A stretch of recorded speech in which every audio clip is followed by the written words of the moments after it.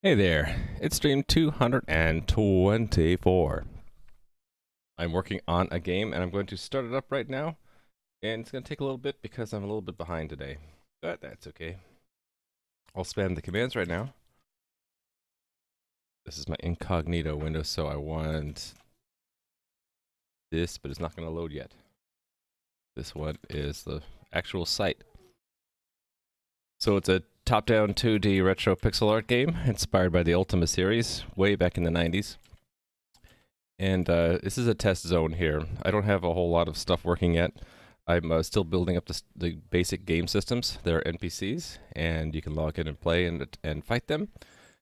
And hello, Dewey, how are you doing?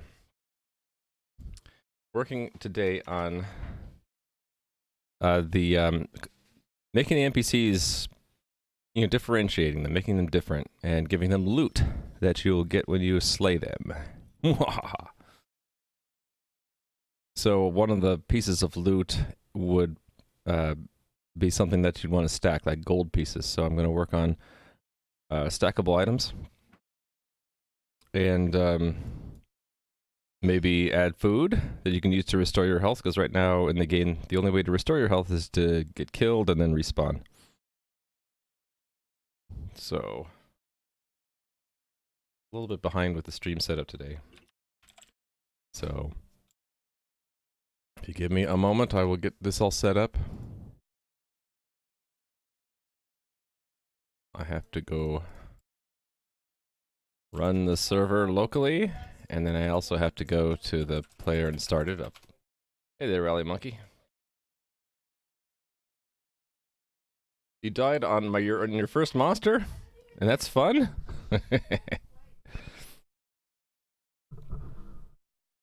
Oh, excuse me. I'm just trying to adjust my microphone. Alright. I'm walking in a cave and hallway that never ended. Yes, the never-ending hallway. One thing I want to work on soon is obscurity. So the fact that you can see this portal here, you shouldn't be able to see it. It should look dark until you go around the corner here and go along, and then you should see that appear. Want to work on that soon. Soon, trademark.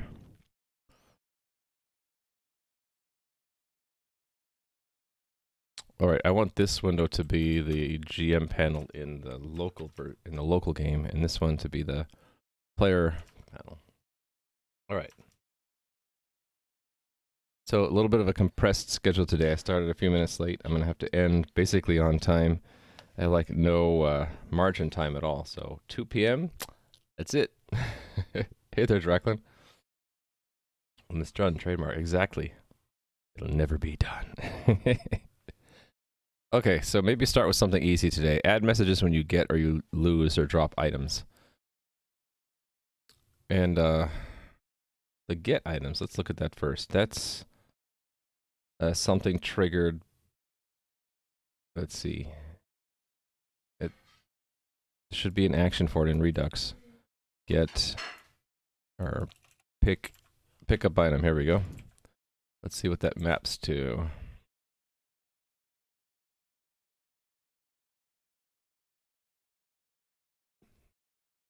All right, game interaction, pick up item. It's going to say pick up item. Server gets that. So it's going to be a pick up item check. Make command. Oh, wow, it's just hard coded into the coordinator. That's interesting. I should probably move this to a game system, shouldn't I?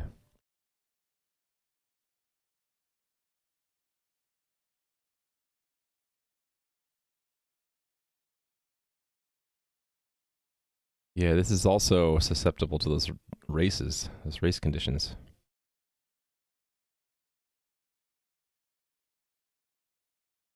Anyway, here's where we pick up the item. So this would probably be a good time to send feedback to the player, right? In fact, we could just leverage the same feedback system. So bookmark there.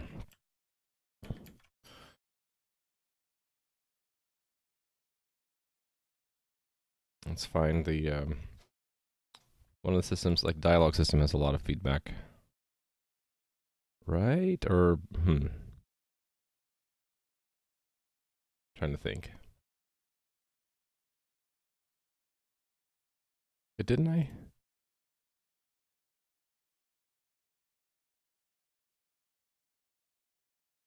Let me look through these. A lot of these are dialogue tells, though. I guess we'll just take this.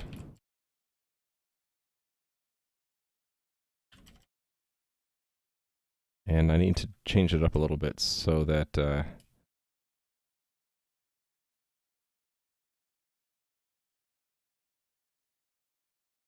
Oh, wait. These are ECS actions, so this won't quite fit.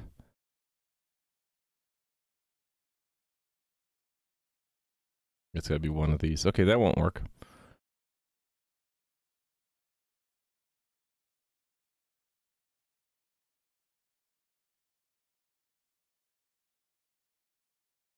On ECS feedback.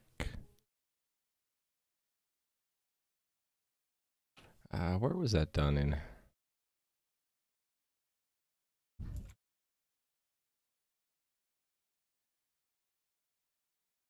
Coordinator.cvp. Oh, no, coordinator impl. Okay, so we have to route it here, basically.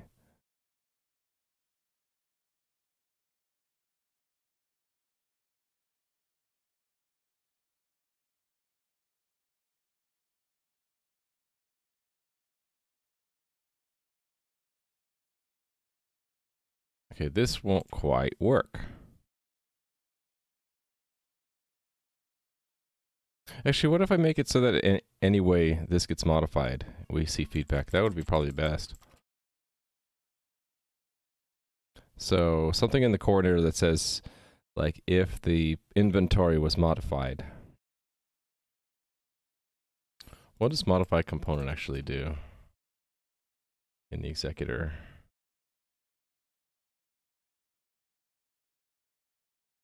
Right there. What does it return? It returns nothing. None of these return anything. Oh no, there are results.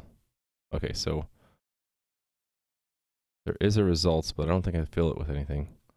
I could though.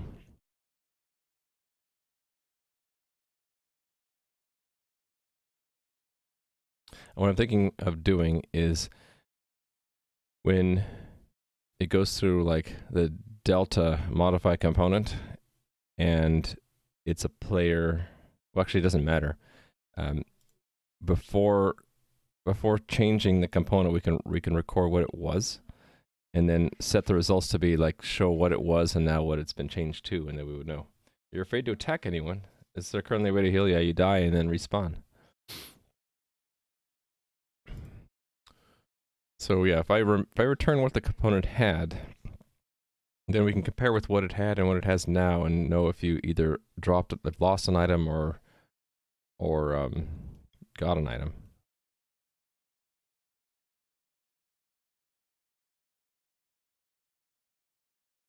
Yeah, I think that's what I want to do. So this would be in the first it would be in the executor tests. We'd set up a test for this. Modify component, right?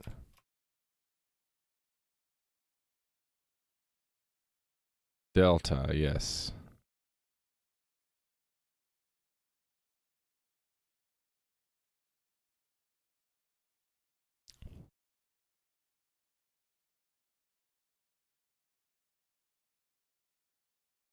Okay. So let's record here. Previous state.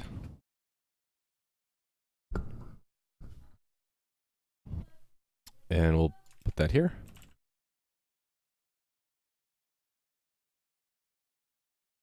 And this is the new state, and this is what we get, the new state. I should probably just set these things up, right? This is new state. Or next state. Beast is yelling at me. I don't know why, I just fed him. Maybe he wants out. Next state is, what do we expect here? Why do I have extra things there? Oh, because this is a map, and then that's map entity to component state. $10,000? Nah, I don't owe him that much. I would remember that. Come on, you gotta lower it down to something where I might have forgotten, like 100 or 10. Okay, so I'm gonna add an expectation here. We're gonna expect to get a previous state if we go to results. It's execution results. What is it? Execution results. And I don't know, what key do we want here?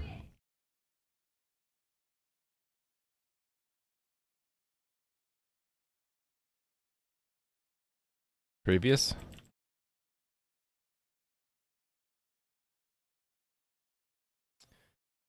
Like being boiled in a frog, not that you'd ever do such a thing. You start with 10 and slowly increase it without you noticing.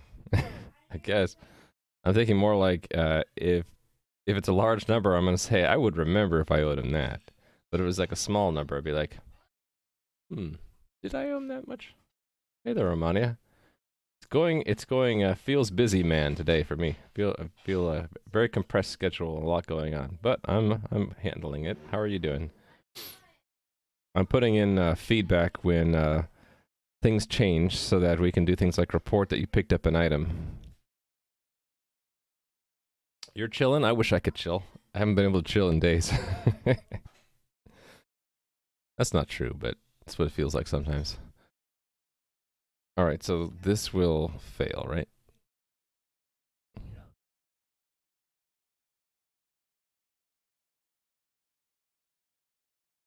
You spent 14 hours fixing bugs? Yeah, for you it's time to chill. You deserve it.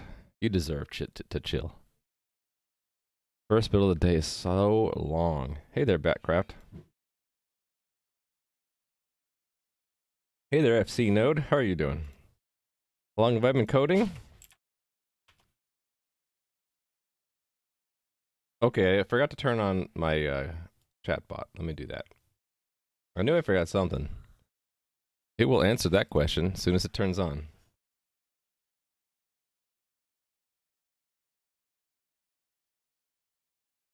And I turned it on the wrong thing. Shoot. I can't turn that on. I gotta turn this one on. What am I thinking? What's Rally Monkey up to? You can't attack Bill. You can you can get Bill to give you swords, but you can't kill him. Don't even try. He might one-shot you. There we go. Golem is up. Yeah, so a long time I've been coding in C++, but I didn't really have any coworkers who knew C++ very well, so I learned a lot of bad habits. So you'll see me on stream using a lot of bad habits I'm trying to rid myself of.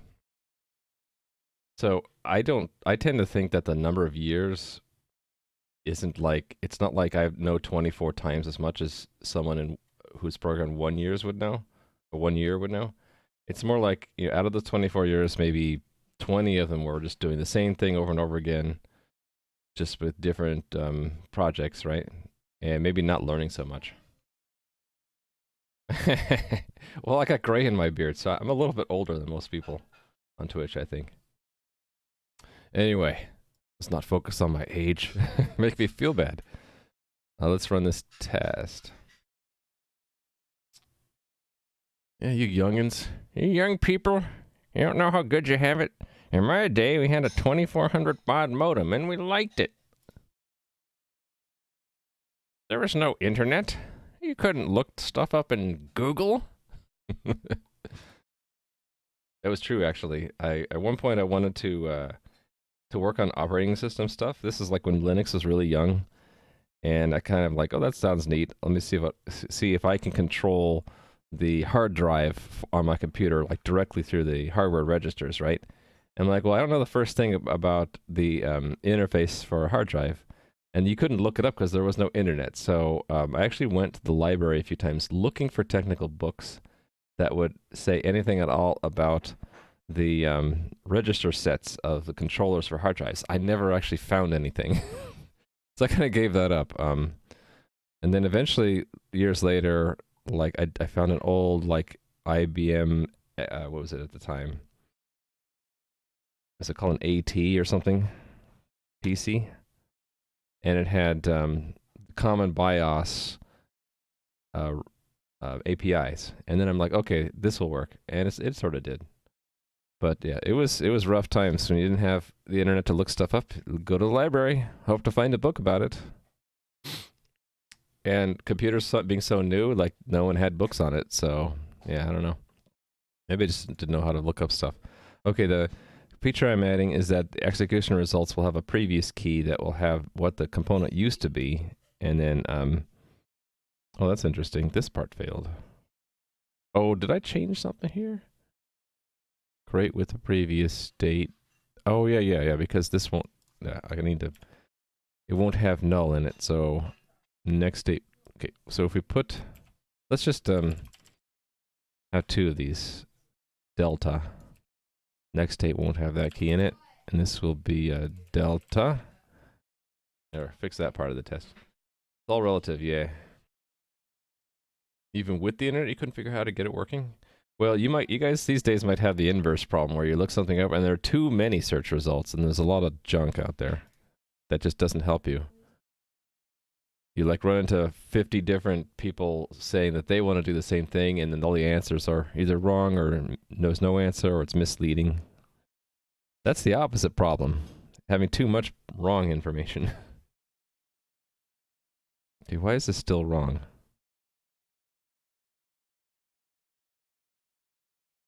That next state. Oh, the delta is not correct? Oh, I have this completely wrong. Entity is not delta. It's entity. And then that's delta. Ah. Gray in your beard as well. You've been an IT programmer for about 25 years. Nice. Hopefully you still enjoy it. A lot of people I worked with just kind of got burnt out and like just left. They're no longer in software at all. What happens is you work at companies that just don't treat you very well, and you just get turned off from it eventually. This is still wrong. Actually, that's because this was wrong. This is always wrong, right? This expectation here. It should have BAS 16 in it. And I'm just not being very careful this morning. Okay, we can close that. So the test is we have bar, BAS, and spam, and the delta is change bar, remove spam. Bar should change, BAS stays where it is, spam is removed. Right. Cool, so now we're just down to the new feature that previous should have that in it. You won't have time to burn out? Maybe. Either a switch or learning on your own has kept your interest. Yeah, the people I knew, like, they didn't have time because the job was just, like, work 50, 60 hours a week, and they should have no time to learn anything on their own, which really sucks. It's hard to keep up. Yeah. I think it's hard to keep up if you try to keep up with everything. If you pick a niche, like, let's say you just want to do web dev, you just want to make websites, I think you can catch up and keep up these days. It's not that hard. But yeah, you can't just pick everything. You can't say, I'll keep up with everything in computer science and IT and software. Your older teachers ask why your homework wasn't done properly and then go into this whole rant for, back in my day, we didn't have Google to answer your homework. Yeah, well, yeah, it's what's the right word? What's the right term? It's like a false perspective. Like when you can't look back in the past and get a completely accurate picture of things if you're just relying on your own memory and your own experience, right? You can remember what's different and maybe what was harder, but the other things were easier too. So you can't say that it was all harder and so it should be easy today, right? There were things that are easier back then that are harder now. There are more people doing things now, so there's a lot more competition. There are a lot more wrong answers as well as right answers out there. And I tend to think teachers suffer from this problem where they're not in the industry or they're not really in the real world. They're in academia where they kind of have a snapshot of what things were in the past, and they don't have time themselves to catch up unless, the best teachers are those that have one foot in teaching and the other foot in the industry, like college professors that'll teach maybe 1 or 2 classes and they also have a job and they keep in touch with the industry. Those are the best teachers. But the ones that they only teach, they get disconnected, I think, from what's going on.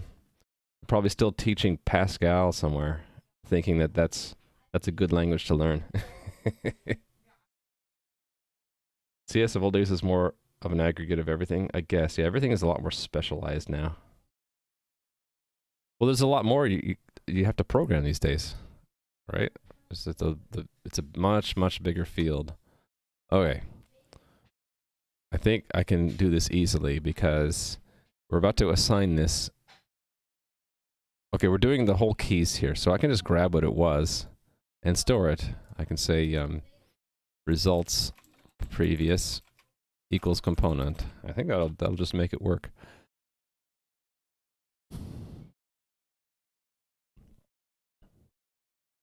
I've learned to realize, well, I've learned to think that there's no way I can have a complete correct picture of everything, and so I try not to give my opinion about something unless I really have a lot of either experience or have done research or something. Otherwise, I always try to say, well, this is just my experience. There are a lot of other people out there with different experiences. You should ask them too and get a better picture.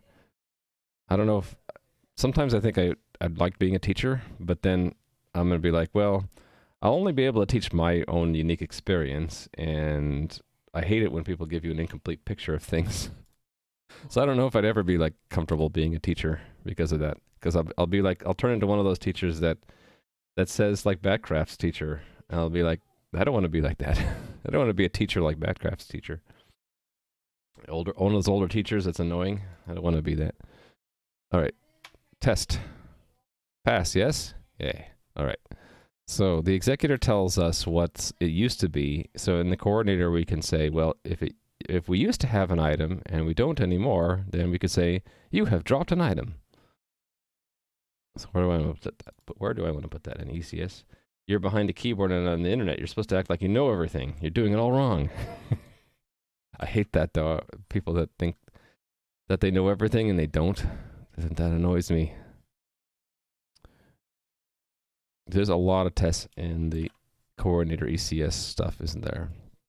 What's something that's similar? I don't know. This is similar. This triggers it, so maybe I'll put the test next to it. Drop inventory. Let's look at this test. What does this test do?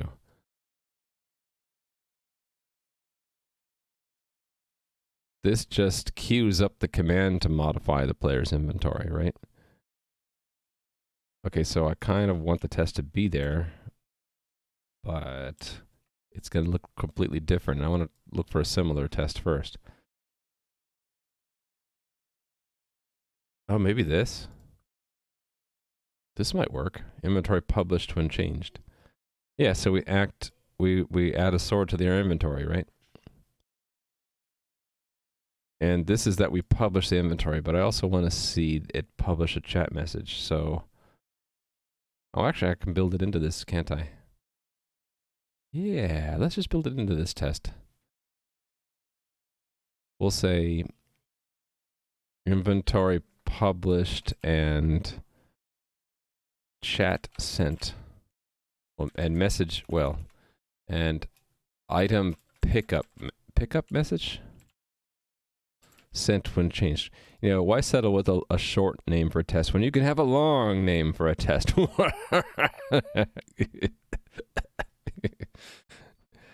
That flawed bad guy that starts to laugh and he coughs at the end. All right, so to make this work, when we mock the executor, we have to do what the executor would do, which is return a JSON object with previous which has the previous inventory in it, right? There we go. What's the longest name you ever used? I don't keep track. I mean, it gets kind of ridiculous. And I don't know if I should use camel case anymore. I think snake case would make it easier to read. And like, there's a certain point where I just don't want to read it anymore. I think everyone has that point. And I bet if you took a poll, the average length after which someone would not like to read it anymore would be about that long. And I guess I tolerate a little bit more, but I have to remember, if anyone else reads my code, they're going to be really annoyed with that long length. Or they might just tease me about it, which that's fine. We should all tease each other once in a while, right? That's a healthy thing. Previous. My previous inventory is all null. So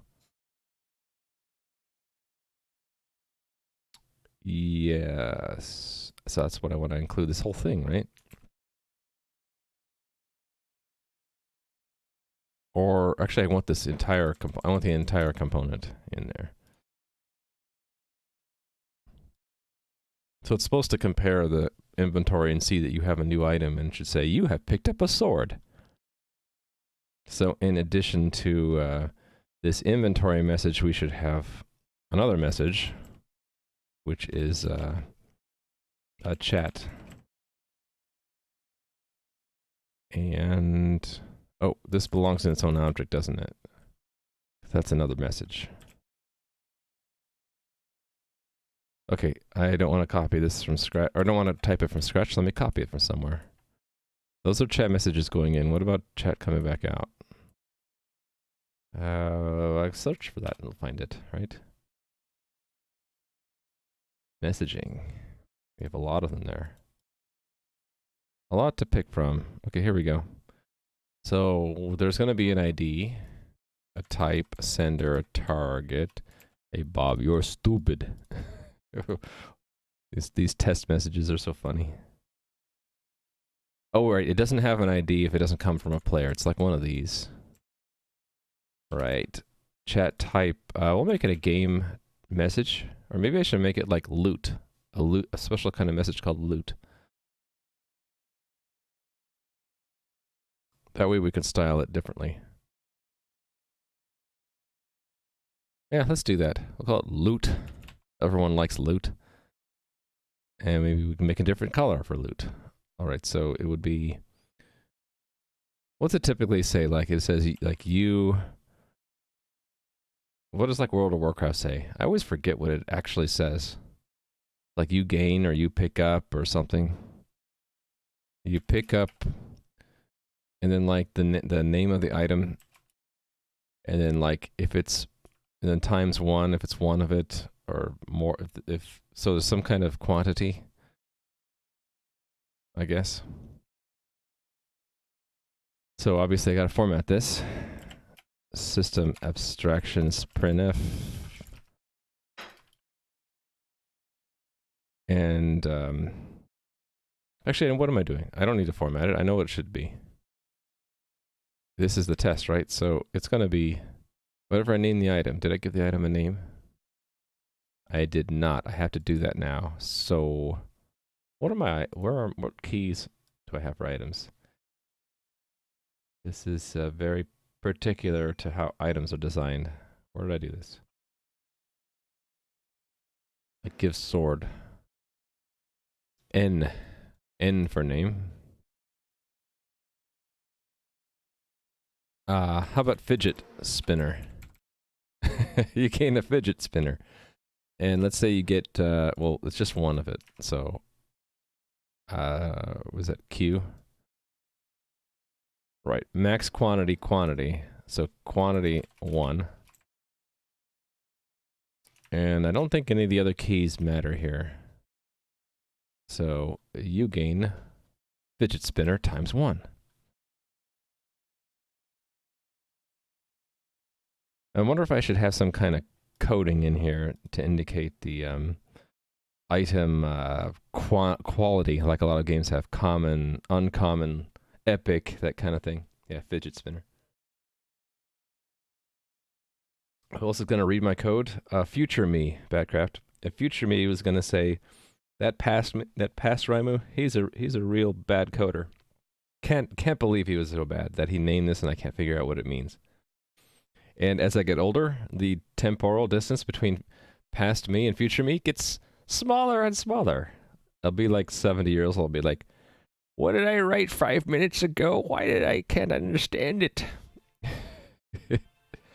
You should only care about length when it's failing. In that scenario, you like to have as much info about the test as possible.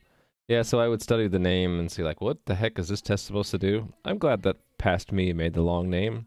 Gives me an idea what it's supposed to do. Who was it? Hideo was teasing me on how long the function names were. Yeah, stop getting older, forehead. Exactly. So, yeah, I want to be able to mark them specially. If it's always going to be a loot message, and that's in parentheses, or in braces or brackets, what if I include another kind of line here? Quality? Really, I want to have a more generic thing where I can change the color of that. What if I allow HTML, since this will be interpreted specially and not sent by a player, so we can trust it? We could say like span class equals rare, and do that. Span, because why not, right? Okay, but the quality I don't have defined yet.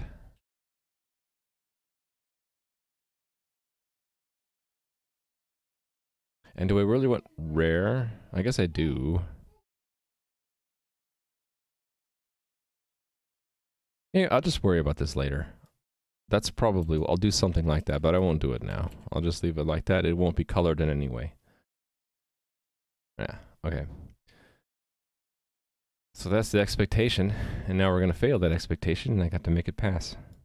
Oh, hold on, I'm not quite done, and that is a glitch there in building it for some reason. Anyway, I have to actually put the...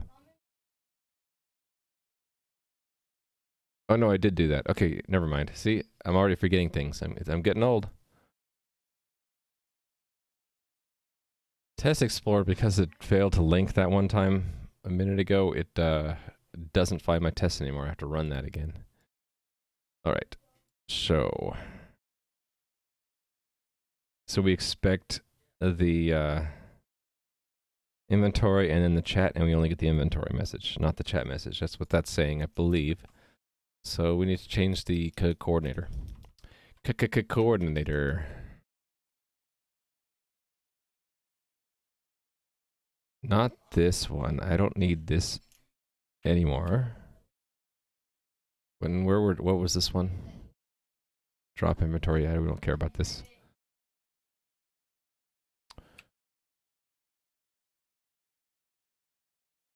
Let's bookmark that. And really, I need to find where it's like on ECS executed, right? On ECS executed. Create entity, modify component. Yeah, so in here, right? So we're already picking out things. For example, inventory, right? We send the player an inventory message if that player is connected to us. So yeah, in addition, after we do that, we should actually can do it right here. After this, we can see if any items are picked up or dropped. So we'll do the pickup one first. I guess I should have another test for drop, right?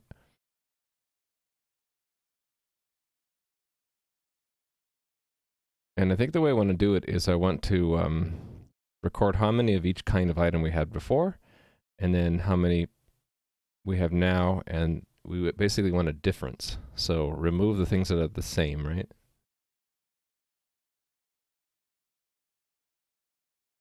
So to keep it simple, I could have it keyed by string name for now, right? So would I do it here? I guess so. We would have a map from string to quantity. I guess I'll just leave it as int of item quantities, right? And then we'll say for size ti is 0, I is less than. I need to get an access to the old inventory. So let me get a reference to it. Const auto old inventory is execution results. Where is the results? Results previous, and then key in player inventory, right? And so it'll be old inventory get size, and everything in there is going to be an entity. So we'll say const auto item entity is old inventory I as an integer, and then you got to look up the entity. So const auto item is impl components get entity component of type item entity. And it's possible that it might be 0. If it is, I sort of want to know. So if item get type is JSON value, oh, thanks for the follow. Value type invalid, then I actually kind of want a diagnostic message for the server, because if this ever happens, that means someone has an item that should be destroyed. It shouldn't be in their inventory. So let's just do a diagnostic message here. Send a formatted message. Level warning. And it'll be player something has, what are we going to call it? Has destroyed, has a missing item, an unfound item in their inventory. So it'll be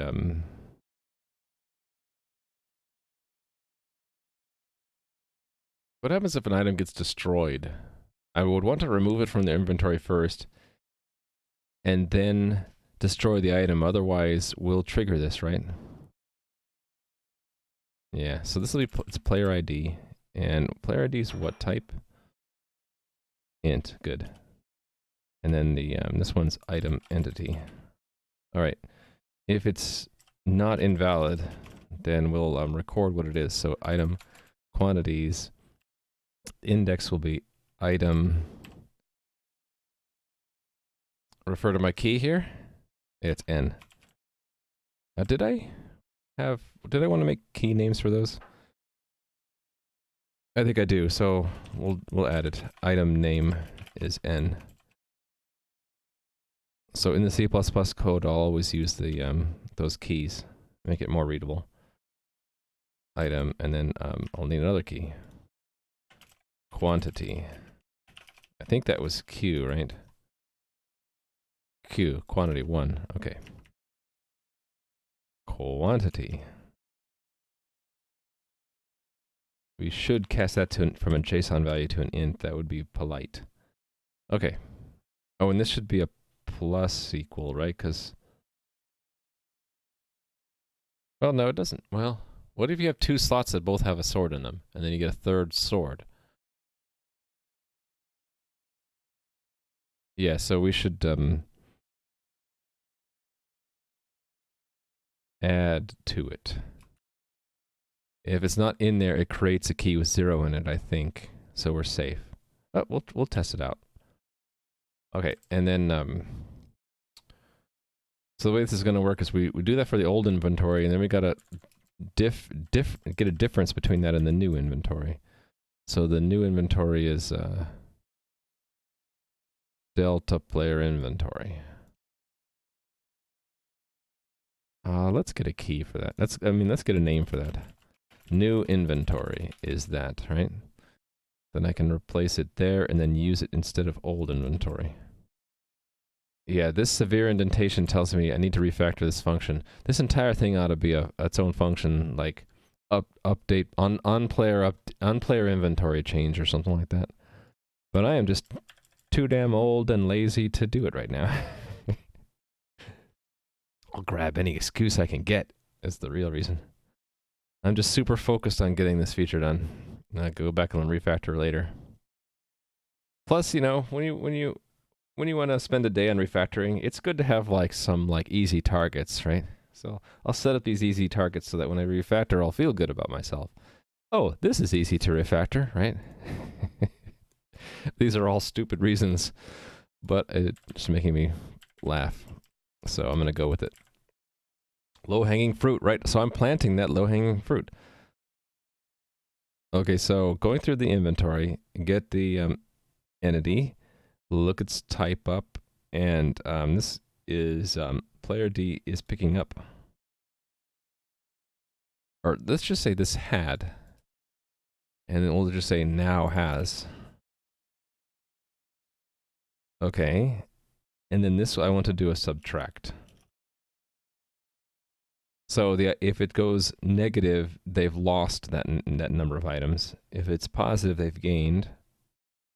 No, the other way around. If it's negative, they have gained.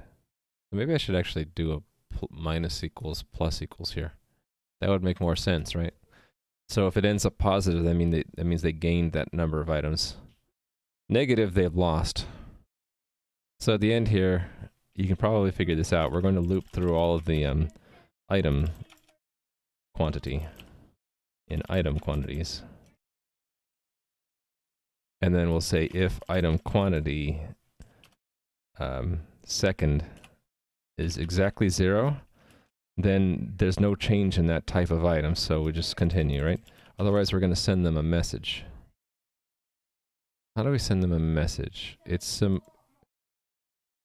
I think it's just... yeah, this kind of a thing. Whoa, severe indentation incoming. Okay. It's like climbing a mountain. It's like really steep or something. You can like barely see the code. I guess I can do that. I feel uncomfortable having this not on the anchor to the left, but I think that's just me being unused to indenting this far. So client first is the WebSocket. Arrow. Send a chat. Chat type is loot. And what did the test expect? Line. And here's where I got to do some formatting. Let's printf. It's going to be you pick up something by something, right?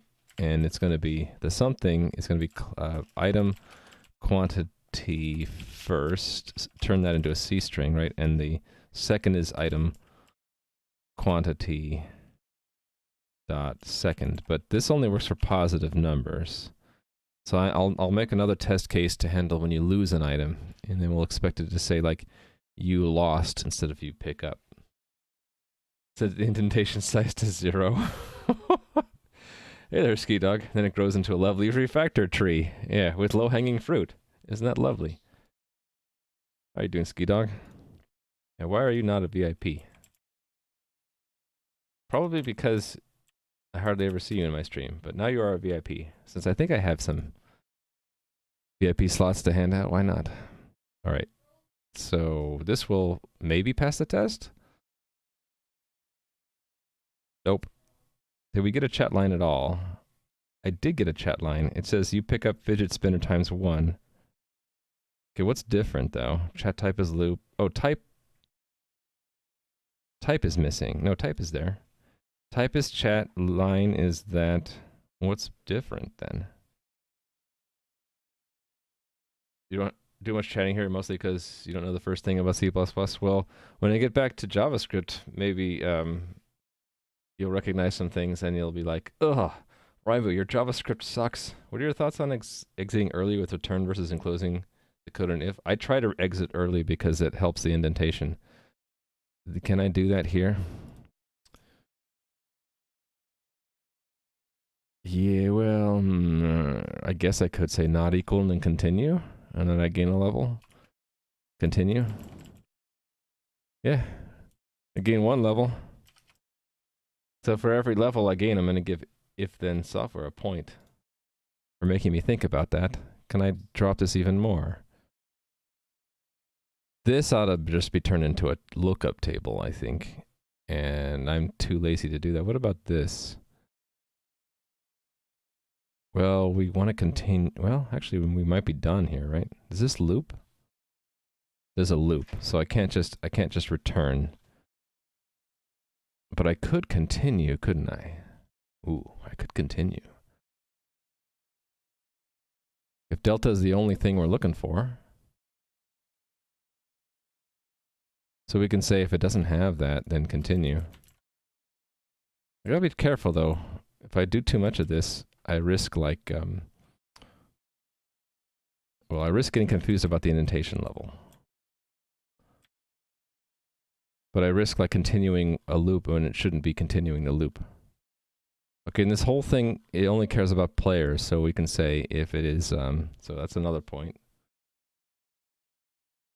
We're going to give you points for how many times you're making me think about that helps with the indentation level. Because here we can just say also continue, right?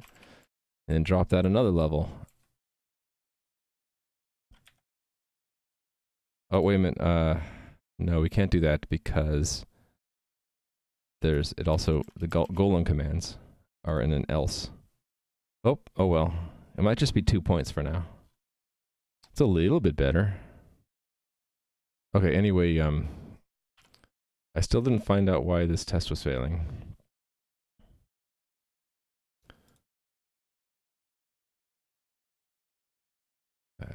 Drag that up. What's different?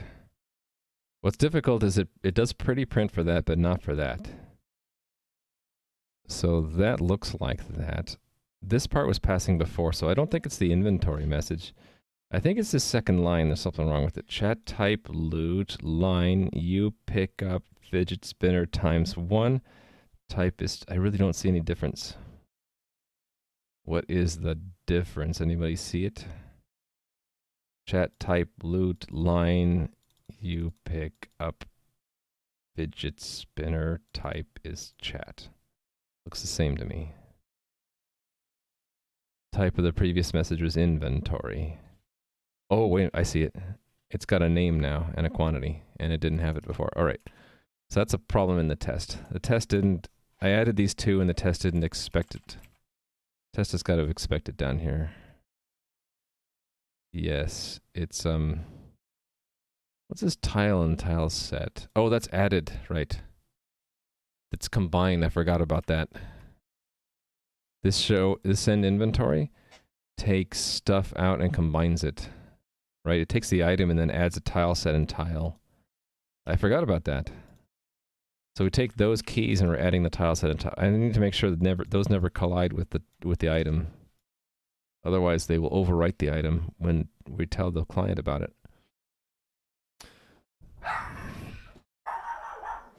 Someone just knocked on the door.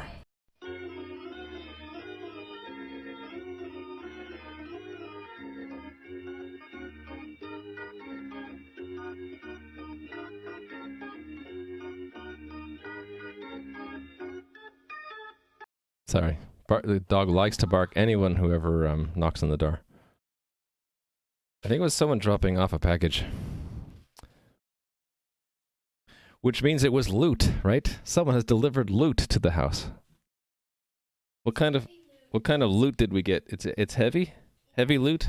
Okay, wow, it's a big package from Amazon, no less. Whoa, must be good loot.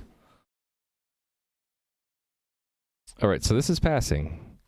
So I want to have a test for when we drop an item too. Thanks for the follow.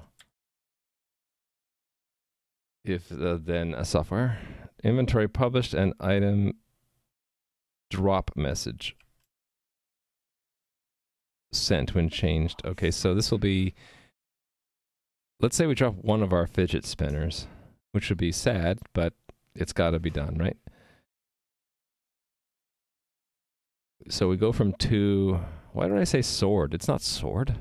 the heck am I doing with sort entity? Not sort entity. It's fidget spinner entity, of course. And I copied that, didn't I? So I need to change it here too. Fidget spinner entity. Okay, so we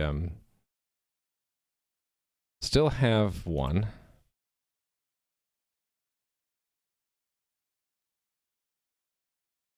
Oh, wait a minute. I didn't think about this. It's not going to look like a change. Oh, that's a problem. That's a real problem. Because it's a secondary lookup to get the quantity and the name. So if the quantity or the name changes, we won't really know. Shoot. I could have the executor look up the quantity and fill it in, right? That's so hacky.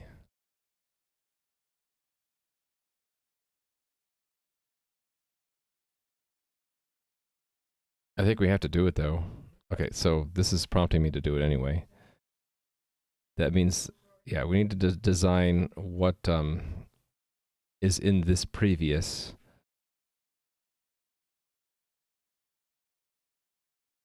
I guess I could specialize it. Instead of saying previous, it would be like previous inventory or something like that.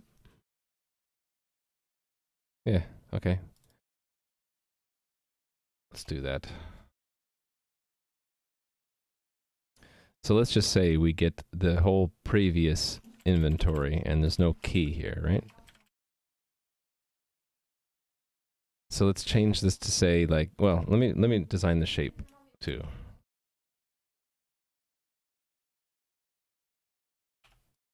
Inventory. Where were we here?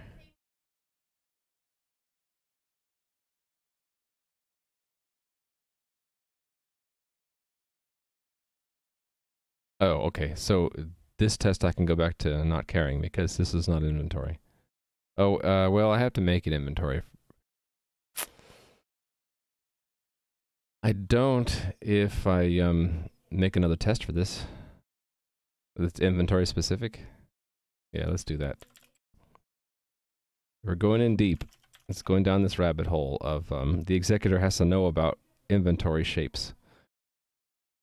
So this is going to be a component delta, not inventory. It's bars and spans and foos, right? So the previous state doesn't matter. In fact, I'm going to get a special shape of this anyway. So it's going to be, I guess, we just say it's not even present. So expect false that it even has previous inventory. That's probably best. And then this one is inventory. All right, so this is a little bit more complicated because I have to make items. So this entity is what? Foo. No, this has to be a player. So player entity.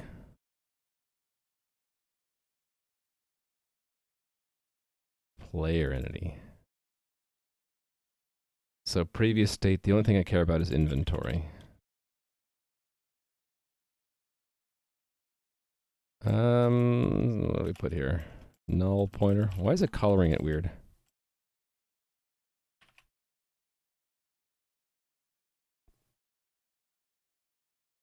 Actually, hold on.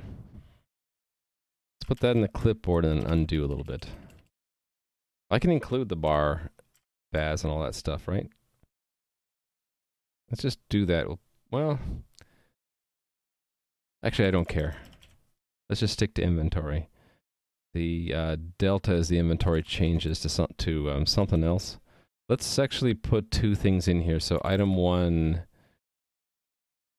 and I can actually shuffle them around. It shouldn't matter, right? And then let's say we have a new item 2, entity.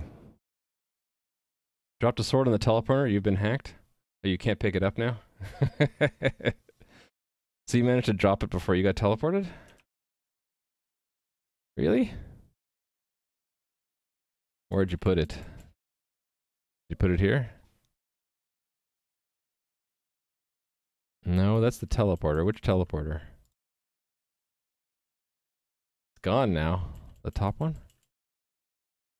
And you're gold today, I guess. It's gone. So where did it go? Are you sure it's gone?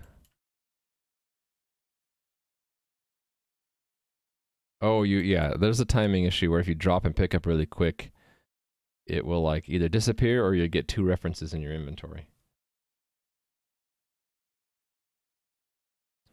What is in your inventory? You have 2 items in your inventory. I guess I could look and see those items if they still exist somewhere. So 12,606.15. That's not in the world. And that one is. Okay, there it is. Yep. But is it there for long? No, because I can move it around. Now you can't get it. I can say, try to get me. Oh, you can almost get me there. Actually, if it's on the water, you can't step on the water. So here's a little dancing sword. Oh, pick it up. Pick me up. You can't get me. Oh, you got it. Foiled again. It's in your inventory now. Joke's on me. Couldn't get it anyway. You got it, though. You got it pretty quick, too. I must admit that was pretty good. Alright, I gotta create some items. Item 1 entity. Oops. Item 1 entity.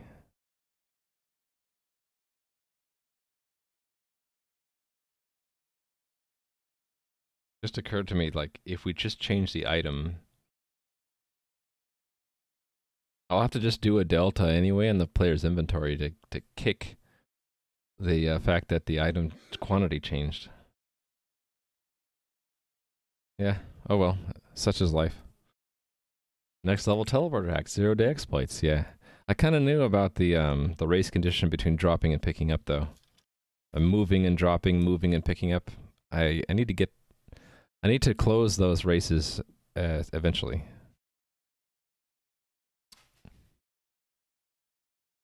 So, create component of type. Entity 1, item 1 entity. Item. JSON object. Name. Fidget spinner. Quantity 1. Alright, that's item 1. How come this doesn't like that? Oh, because it can't use commas here. You gotta use colons. I mean, can't use colons, have to use commas. Alright, and then item 2. I don't know. How about a gold? 50 gold.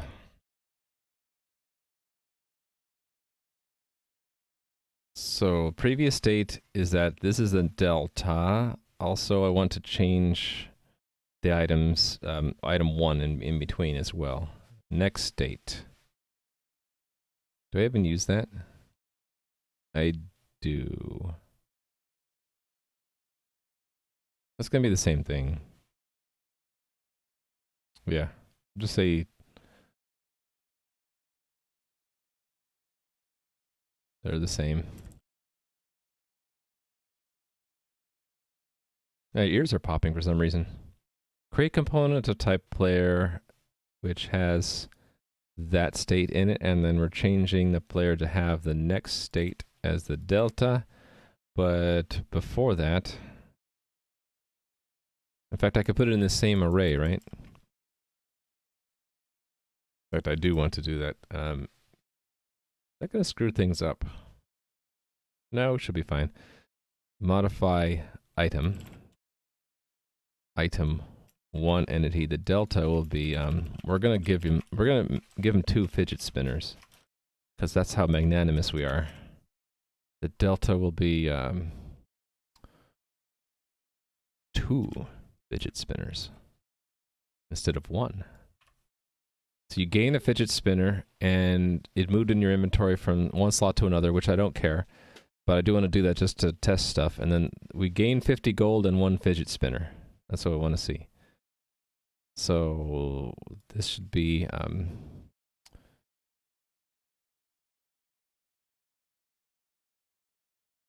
why does this bother looking at the store? Okay, well, it's going to be we have item 1 entity is this.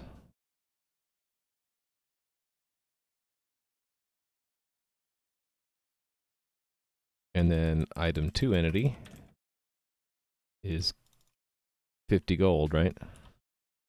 And then we had player.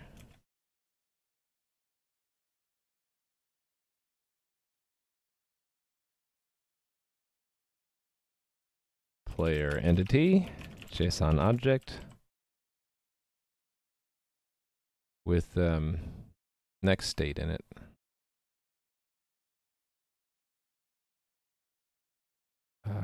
Hold on. This, well, is that right? Yes. It's just that. And then it's going to be more complicated here. Right, so it has a previous inventory. Actually, what if more than one player is modified in one action?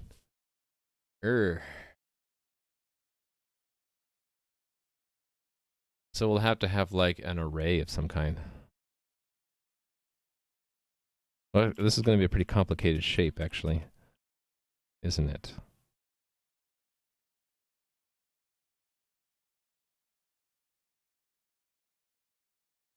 Yeah. This is getting more complicated the more I work on it.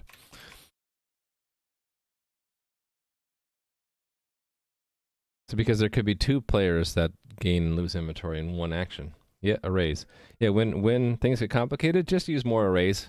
Yeah. So I need to like differentiate like player, and then it'll be player entity, and then it'll be like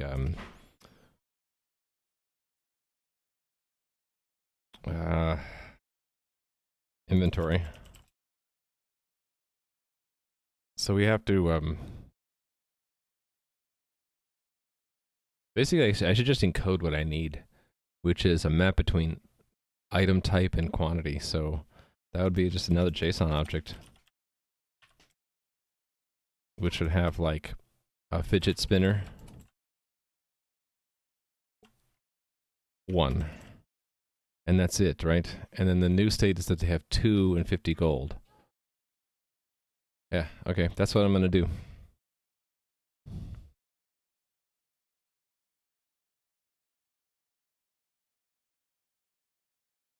Alright. Fail horribly. Thanks for the follow. Oh, I got a real life bug flying in front of my camera. He wants my drink. You can't have it, bug. Ah, he got away. Bad bug. Alright. Previous inventory null. Right, exactly. Hey there, 22 green turtles. How are you doing? Wow, it's like flipped around. I'm the streamer now. Usually I'm the viewer, and we're in Skidog's channel. So I'm working on a pretty complicated looking C++ code, but it's all good because in the end, it's going to be where if I pick up an item in this game, it should say, you have picked up whatever item. The thing I'm working on is that if the player and their inventory is represented by these data structures, right? So here's the fidget spinner, here's 50 gold, and they're tied together in an array in the player's inventory. So if they start off with something in the second slot, which is the one fidget spinner. And the next state is now that fidget spinner's moved over here, and we've added the gold. And by the way, we modify the fidget spinner, so now there's 2 of them. I want this component to say, hey, you used to have just 1 fidget spinner. Now you have 2, and you have 50 gold. So this part of the test is just saying it needs to know what we had. And then the other component I'm working with will see what we have now and kind of compute the difference of it and say, you gain 1 fidget spinner and 50 gold because you used to have only 1 of it before. Now you have 2. Difference of that is 1. And then, by the way, you also picked up 50 gold. So this part, the executor, really only needs to compute what we had before. It has to remember what we had. So yeah, it used to be just 1 line. Now it's got to be more complicated because it is specific to an inventory, and it's going to be an array for every player. So I think what I'm going to do is assume that results either has or doesn't have this inventory in it. And if we get down to this delta, and we say if the type, where is the type? Type. If type is player, and yeah, if the type is player, and yeah, we'll look at the inventory, right? Yeah. Then one way to do this would be auto reference previous inventory is results previous inventory, because actually what does that do exactly? The type of that will be a reference. Let me see if I did that right. This is, I want to create the array if it didn't exist already. And I'm sorry if this stuff is too complicated in C++, but I gotta get through it. I want operator this one, but not const. Where did I put that? Oh, thanks for the follow. Okay, see a software with writer. Did I even say hi? I'll wave, and that's the equivalent of saying either hello or goodbye. Okay, this will resize the array and return a reference. That's actually, well, only if it's an array, though. So I should just check. Because it's going to return a null if it doesn't exist. We can do it this way. If results has previous inventory, and actually I can turn that around. If it doesn't have it, we can add it. Right? We can just say that that is JSON array empty. And then get a reference to it. And then we'll assume that every player's inventory is only changed once per action list, so that I don't have to look for them again. I can just add to the array, right? I can say previous inventory add a JSON object, which will have player, and the player's ID is the entity, and the inventory I need to fill in, so inventory will be some kind of JSON array. What did the test want? Oh, this should be an array of objects. I messed that up. This should be a JSON. Oh, wait a minute, no. Oh, hold on. No, it was a map. Okay, yeah. Go back. It's just a map, so JSON object empty. Yep. Out here trying to attack, don't have a weapon? Oh, Ski Dog, you need to talk to Bill. So, let's find Bill. Where's Bill? Oh, someone's a new player. Let's unmask them. Mike. Hello, Mike.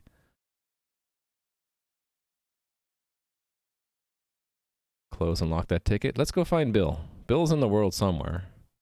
Let's find, where is Ski Dog hanging out? Go. Oh, you're next to Bill. Talk to Bill and ask him for a sword. In fact, I should demonstrate that. So let me get my password manager out, and then log into the game.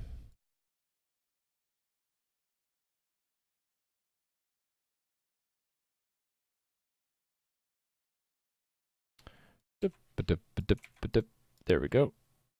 Okay, here I am. Let's pretend I don't have a sword, right? So I just drop my sword on the ground. Maybe Mike can go pick it up. We're gonna get a new one. So we go over to find where Bill's hanging out. He's over here with Ski Dog.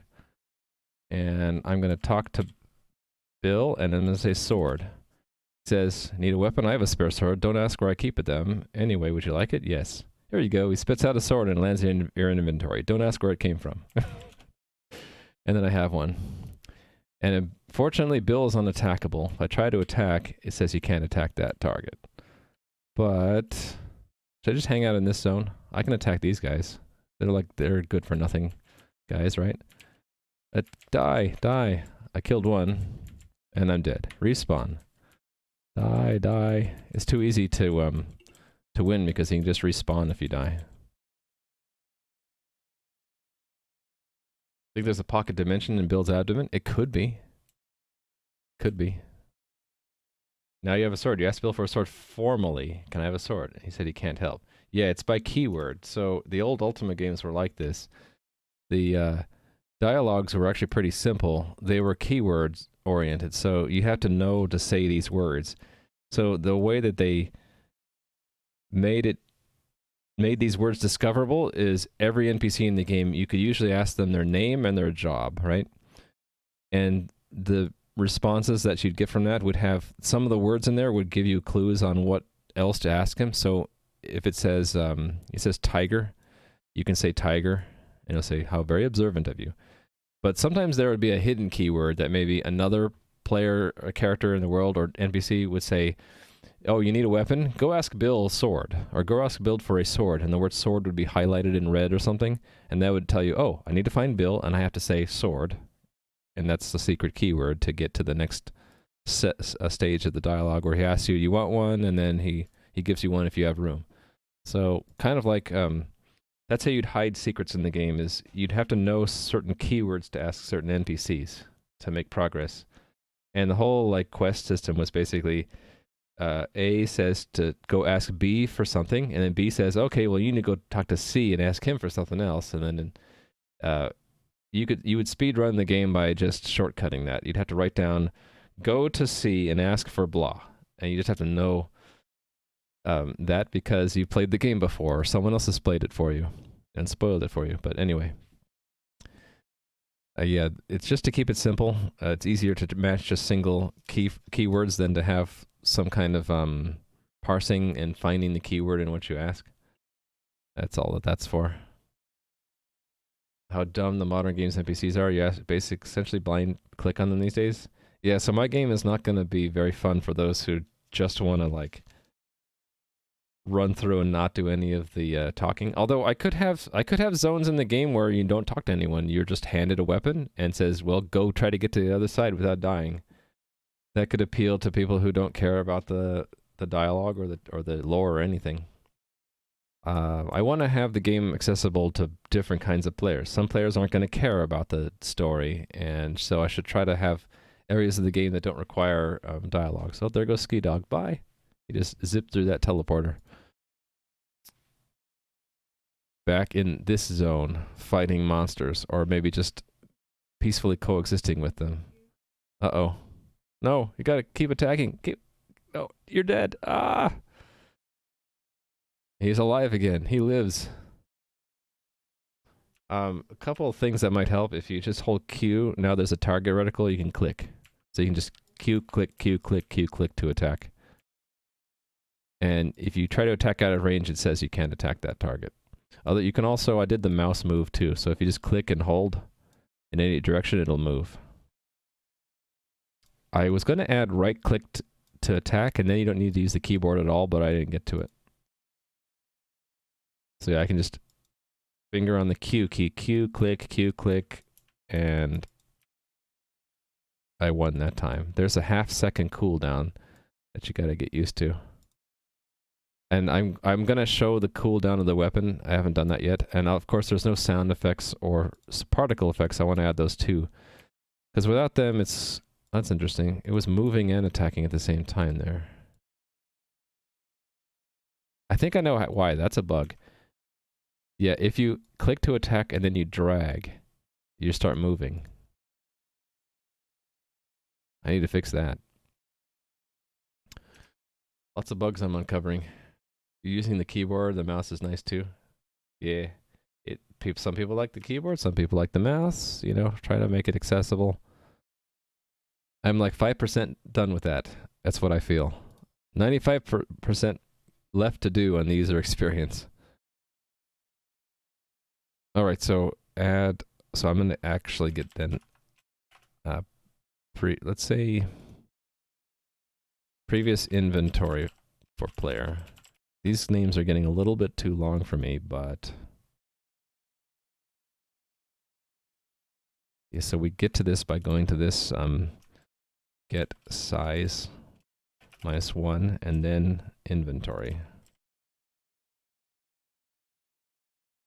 That's a long name.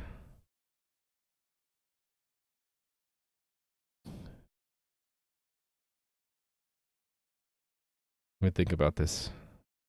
Yeah, so we have to look up.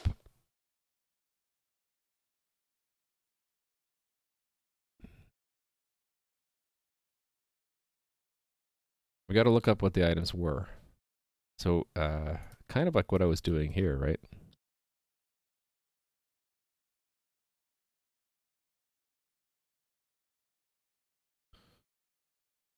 What the players were, so it's component, so right. So let's get that. Old inventory is component inventory.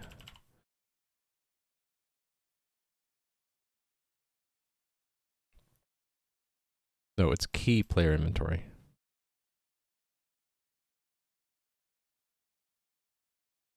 Bill should say it's dangerous to go alone. Take this. That's a trope, though, right? Is that the right word? My brain said to say trope, but I don't actually know if that's the right word. I shouldn't say words that I don't know. Okay, old inventory. Right, so we're gonna loop through it. Yeah, this thing.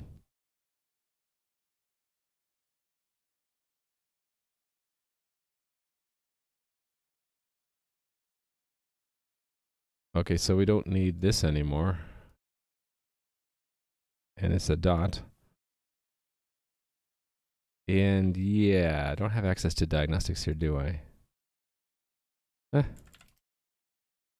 Just say if it's not invalid.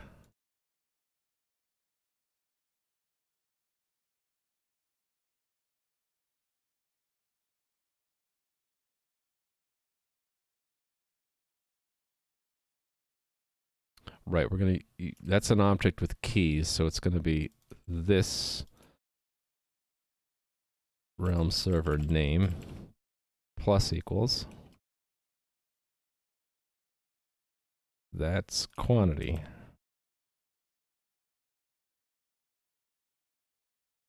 Wait a minute, what's the type of that? JSON value. So why doesn't it let me do that? Oh, because this is not a string. It should be a string.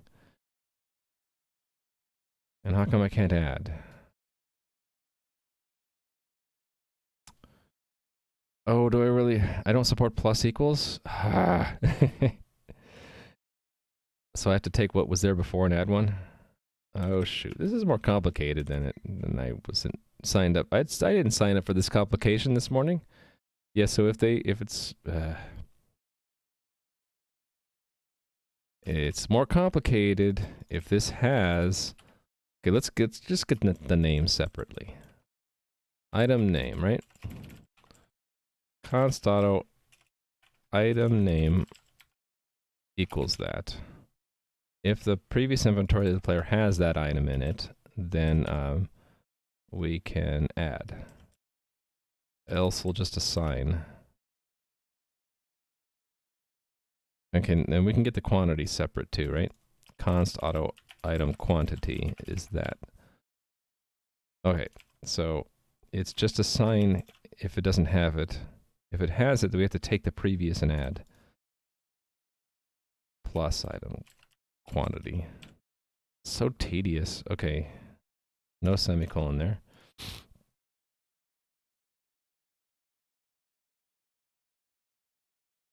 Okay, let's see if I got this right. For everything in the player's previous inventory, we look up the item. If it exists, we get its name and quantity. If we have a record of having that many before, we just add. Otherwise, we add a record. When we're done, it should have filled that up, and that's already been added to the previous inventory, which is in the results. Okay, so that should be enough. What am I getting myself into with all this? I don't know. Okay. The inventory didn't get filled in. Let's see why. It's okay, it got this far, but it didn't. I guess this didn't work.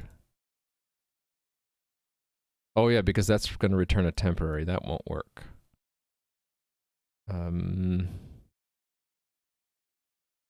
I guess I would do this add later. Down here.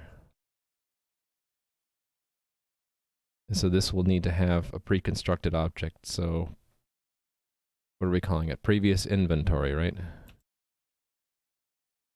And then this is just a JSON, well, auto, make it a JSON value. JSON object, sorry.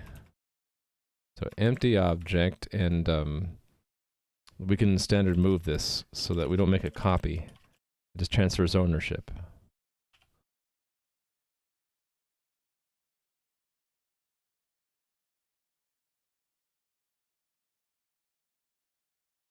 Oh, now it's completely empty.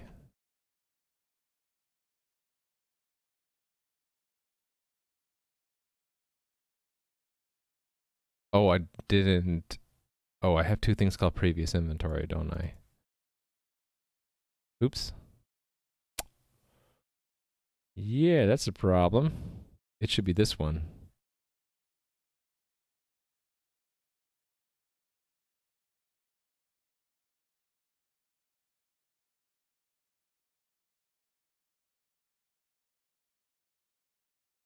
Yeah, that's bad. So this it should be that one. And what did I have here? It's if it exists, get a, well, whether it exists or not, get a reference to it.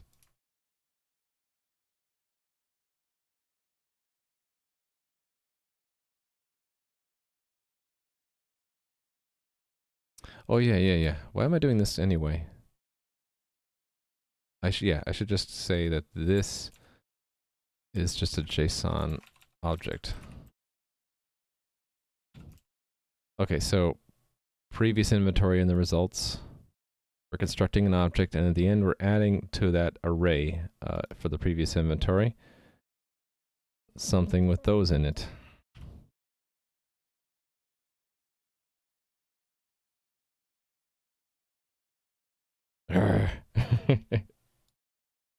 It's still empty.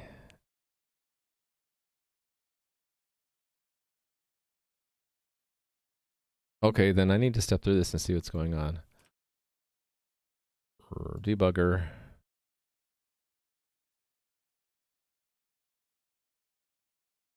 Old inventory is, it's type null? What? Do I not have an inventory before? I do have an inventory. How come I didn't get it? Should be an array.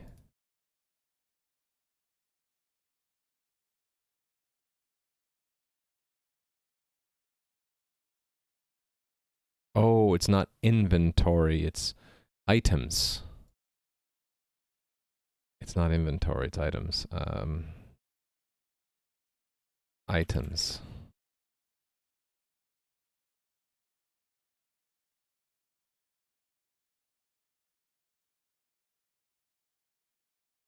Wonder if I should make that called items too. No, I'll just keep it inventory. Actually, then that should actually use keys then. Yeah, that would make more sense. Have this use the key player inventory, which is the string items, I think. Yeah. Okay. Your Twitch crashed while you're trying to export something to your PC. Oh no. Trope is a significant or recurrent theme, a motif. Not sure if it's lagged though. There's an invisible warp in the tunnel on the right. Yeah. There's a infinite hallway.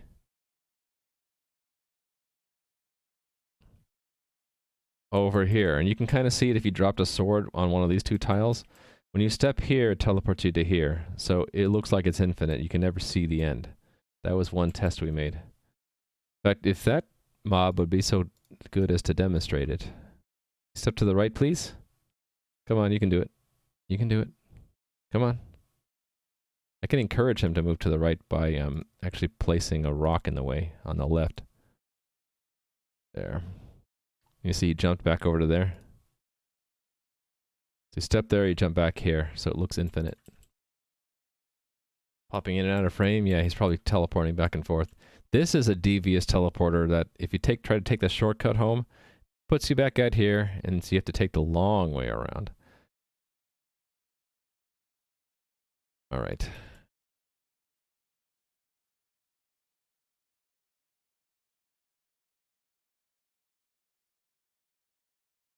Okay, we're getting there. It has 2 in there, though. Oh, is that because I modified the item first and then the inventory?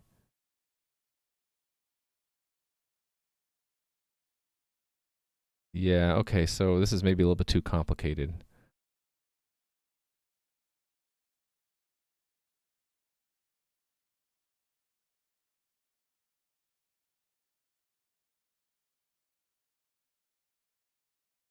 Yeah, we should do, what should we do here?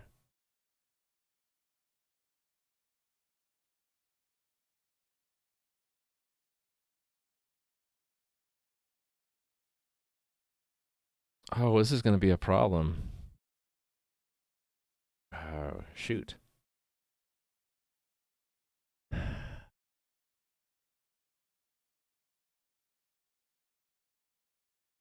I can't handle quantity changes here because if I change it and then modify the player, we won't know that they had one fidget spinner before. Man, this sucks.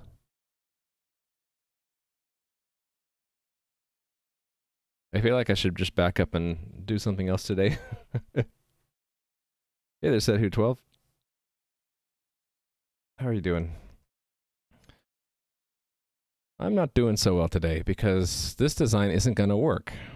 The only way it would work is if we recorded this item had quantity 1 like way before any of these actions even started, but that would mean like remembering, yeah, basically remembering all of the items in the entire game for every action. The other thing is, I guess if we modify an item, I can record its old state. Maybe we do that.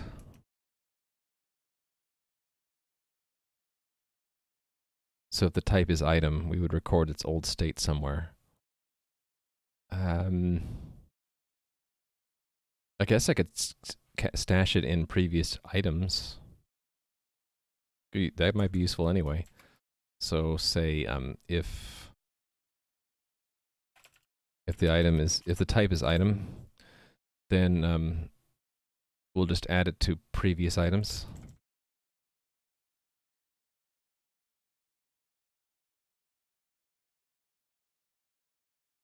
And yeah, I can make it an array. Or would it be better as a map? Well, a map has to have string keys. Array it is. And we're just going to add to it. Previous items add JSON object.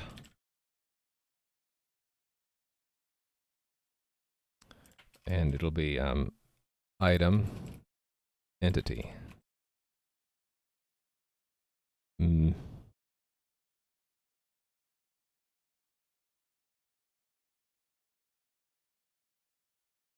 Actually, I'd rather just call it entity than item. And then have the previous item in it here. So this is just component, right? Yeah. Component. Right?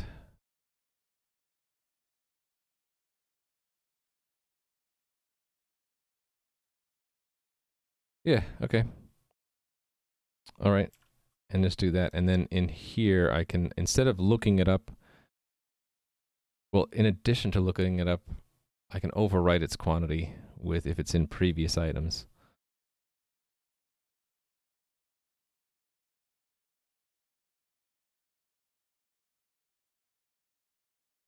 Actually, so it's going to be like this. If results has previous items, and we'll have to record bool quantity found, false. Then here say if not quantity found, do all this garbage. Not all of that though. It's if we get to this part.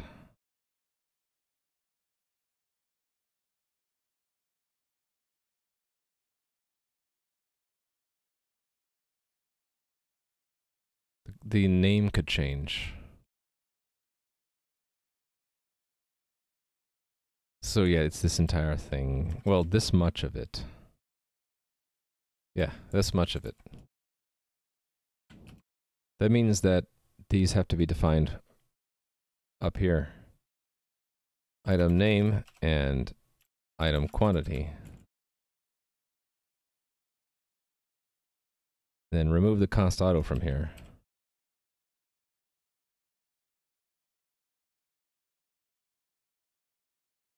And then if it's still not found, we got to continue. If it is found, then we do this stuff here.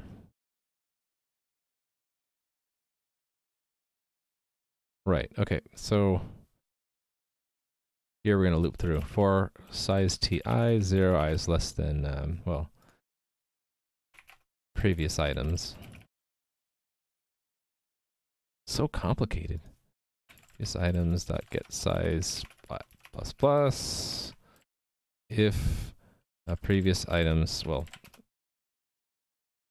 previous item. If previous item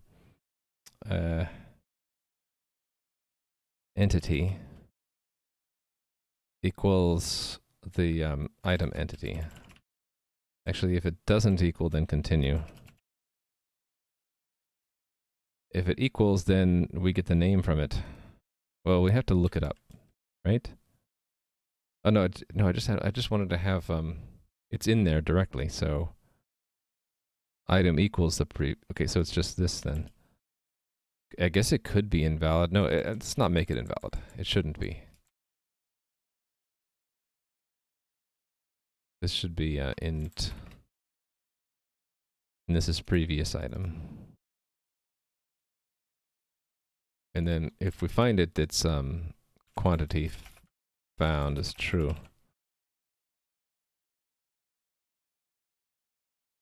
Okay.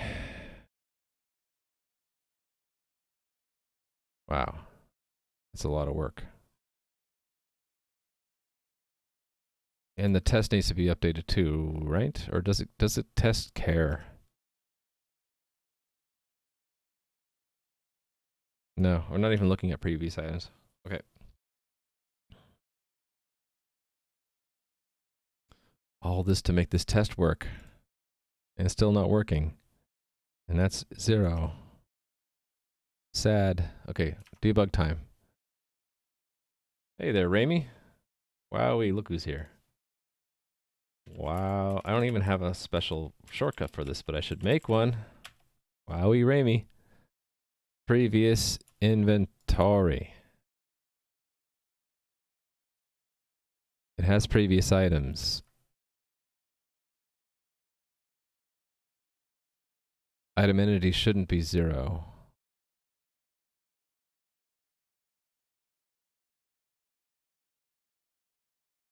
Why is it 0?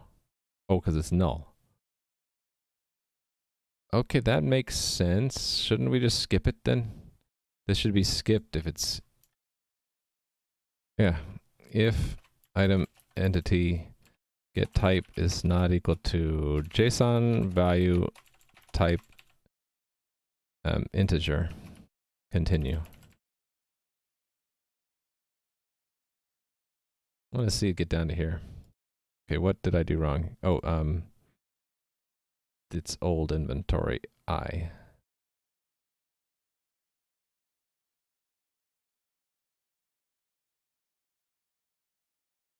Let's give more names. Const auto. Old item. Well, old inventory element.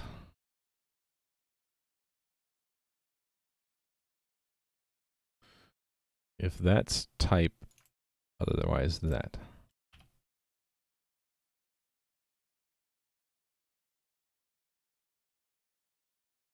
All right, so debug again, because there's some bug still here. I thought the gift command worked.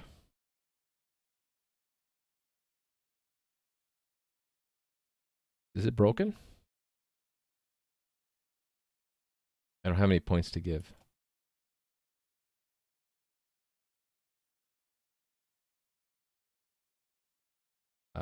Gift Ramy 1.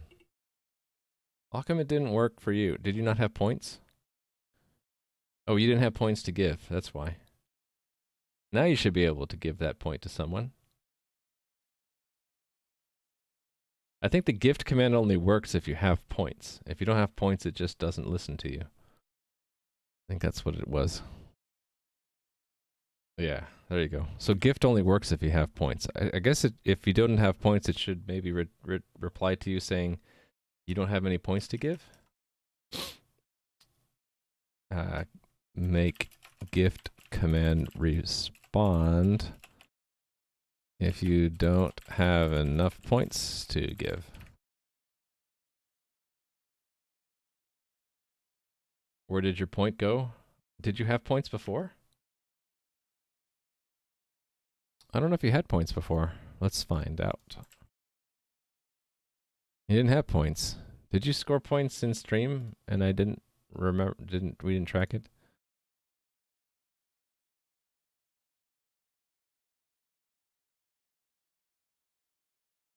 I don't think you've ever scored points in stream, Ramy. That's what happened. You think you had one? Not well. I just gave you one, so I guess we're even then.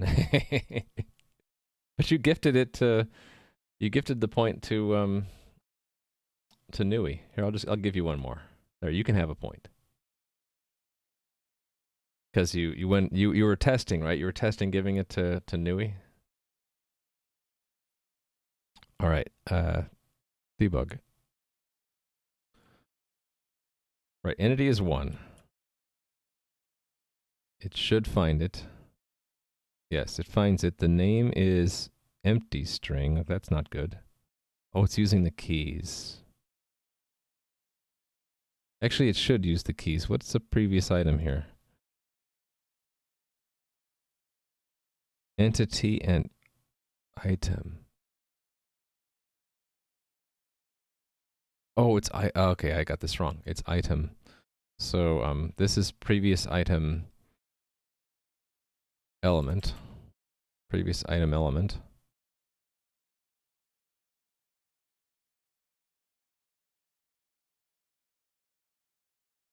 And then const auto previous item is that item.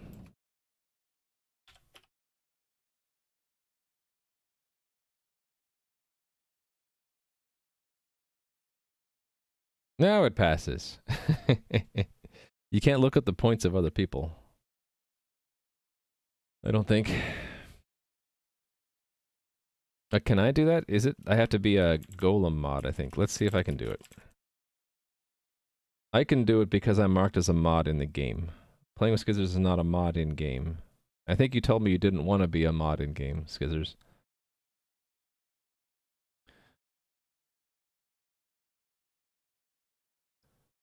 And hey there, Toulouse. Can you add? All you have to do is ask for points. Maybe for the first point if you don't have any points.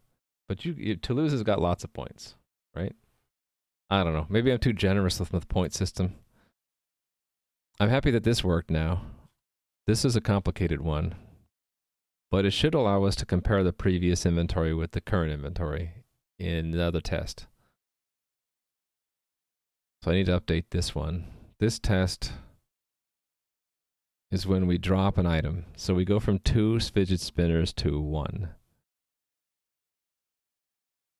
And yeah, this previous, I need to update this. So this should be previous inventory.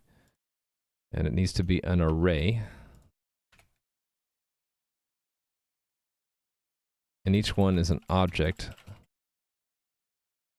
where we have player, test user ID, and then inventory,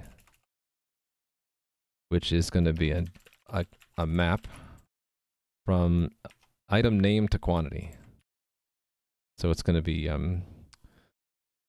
fidget spinner, quantity 2. So basically you go from 2 to 1.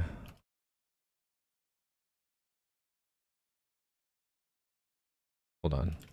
I'm missing some syntax here. Oh, there we go. I'm missing that.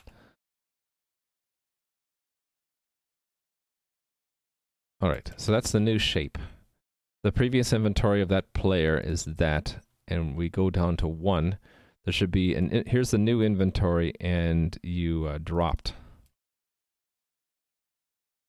Or you lost a fidget spinner. You lost it.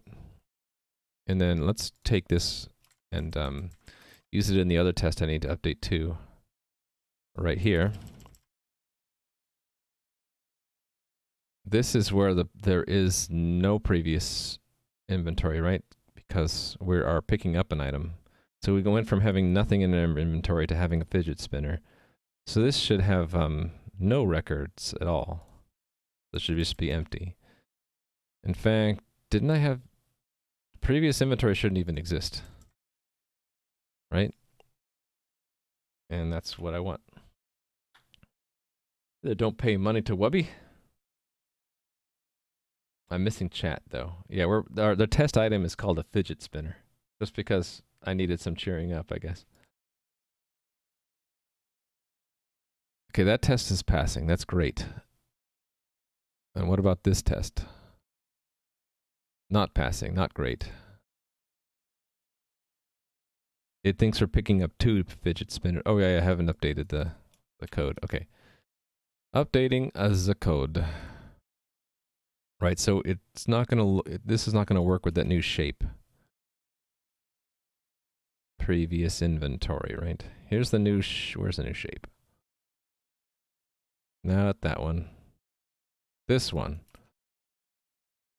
So this will be old inventories. And we're basically looking for the player, right? Thanks for the follow. Inventories. Okay. No, we have to look for the player. If const auto old inventory element, old inventories, I. If that layer interpreted as an integer is not equal to the player, the player's, I guess it's just this, right? Yeah, shouldn't I record that? Const auto player entity, and then just use that. That would be smart. I try to be smart. And then I can say if it's not equal to that, then continue.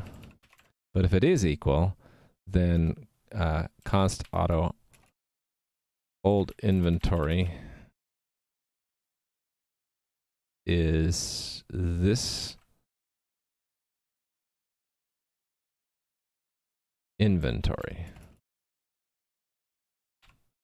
And then it'll be a map.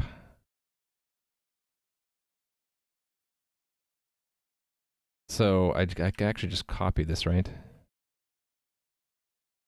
So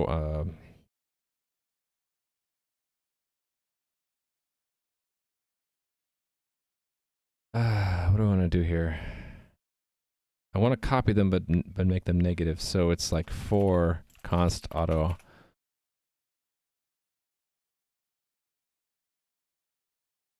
I can't remember now. Did my JSON class support iteration? I don't think it did.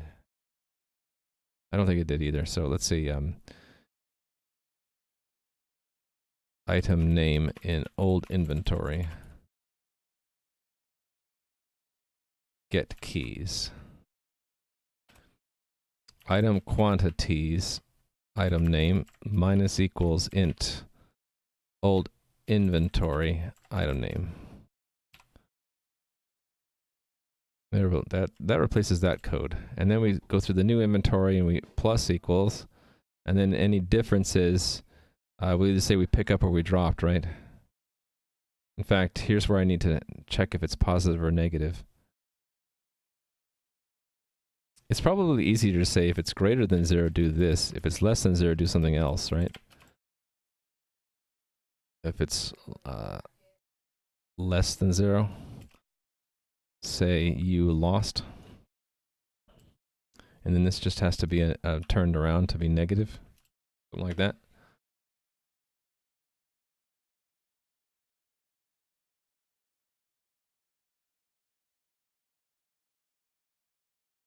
They might start paying in the fall when they get more funding. Oh, you're in an unpaid internship? Unpaid internship is not that bad. It'd be nice to get money, but at least you're still getting experience and resume ammunition, so to speak, right? Put it on your resume saying you worked there. Still says I'm picking up 2 fidget spinners. It have some. Actually, I am picking up 2. What am I thinking? So what was my test expecting? That I lost 1?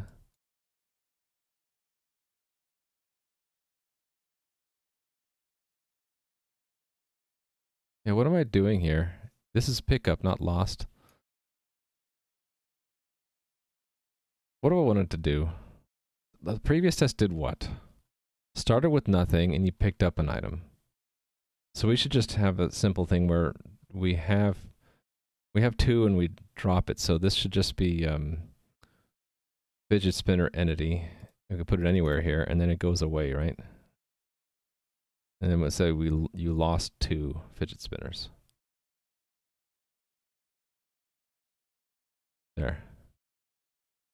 And inventory is null now. There we go. Even as a free internship, it can still be a good potential employee. Yes, that's true. At the end of the internship, they could say, hey, you want to stay here? That's exactly what happened to me, and that's what led to 24 years long job. So I'm not complaining.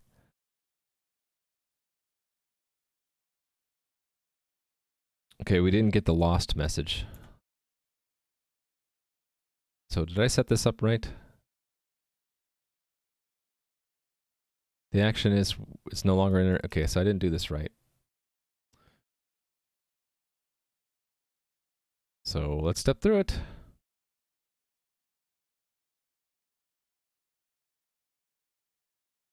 Debug.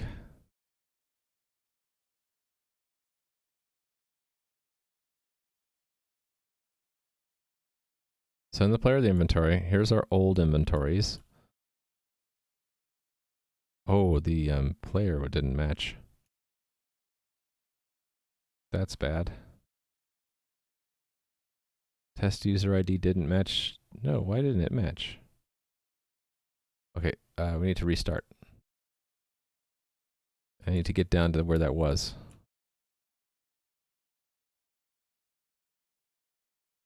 It's an object.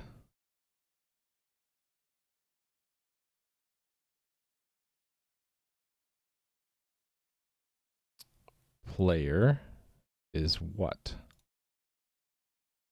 Integer 1. Player entity is 2. Oh, that's right. It's not the player ID. It's the player component. So that is what? Player entity goes there. There we go. Fixed. Hey there, Mr. Sir. How are you doing? We have all my friends here today, helping me feel better about this complicated mess I got myself into. Hey, look, it worked.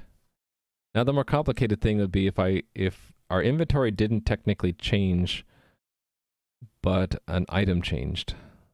So the way I'm going to do that is, let's say, drop sum or partial drop or something. Let's collapse that.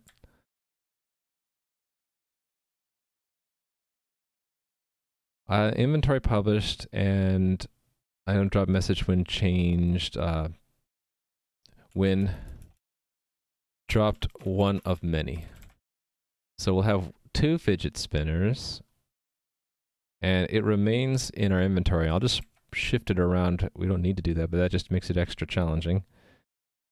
And I need to change the quantity of fidget spinners, so that is in an action, right? And did I do that up here? In this action? No, I did not. But I can do it here. No big deal. We will have another action. I think I did this in an executor test, didn't I? Yes, so let me actually just steal from that. Put that there. So modify component, and this is fidget spinner entity, and we have 1 fidget spinner. So it should say we had 2, now we have 1. You lost 1 fidget spinner. So sad.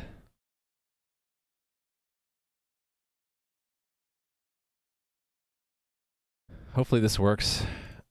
No, it doesn't. Of course it doesn't. And I didn't mean to hit debug. I don't know why I did that. What's the... I'm in the wrong test. What's the message?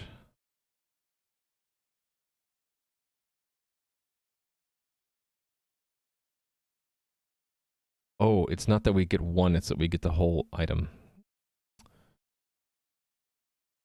And I didn't get the lost message. So there's 2 problems here. Let's copy from the pickup. Yeah, so this should, that is the fidget spinner. Instead of that. It's fidget spinner quantity 1, right? Okay. And I'll have to figure out why we didn't get the lost 1 message.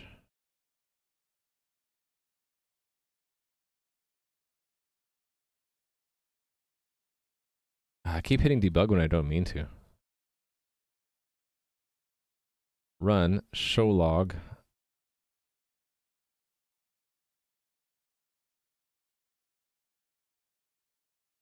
Right, the inventory message should be correct. Oh, wait a minute, the quantity is wrong. It didn't think that we lost 1. So what happened here? Oh, I didn't change it. In the mock here.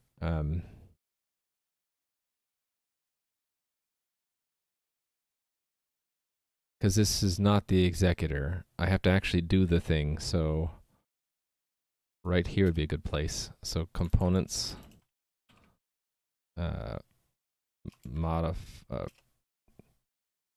set entity component of type, player, object, and then do this. And I gotta do the same thing with the item. What happened here?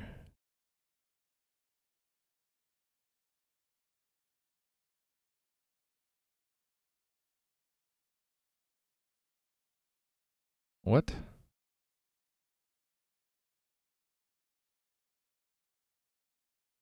Oh, type entity and then component.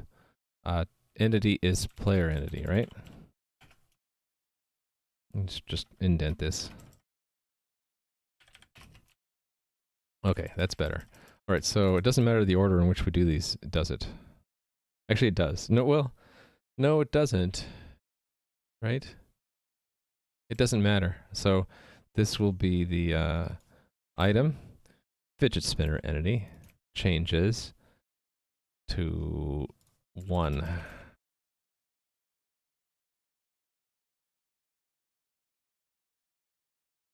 There we go.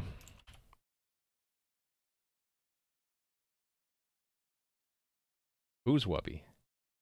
Don't pay. He's just don't pay, right? In fact, in my game, I think his name is Don't Pay for short. Okay, I really screwed something up here.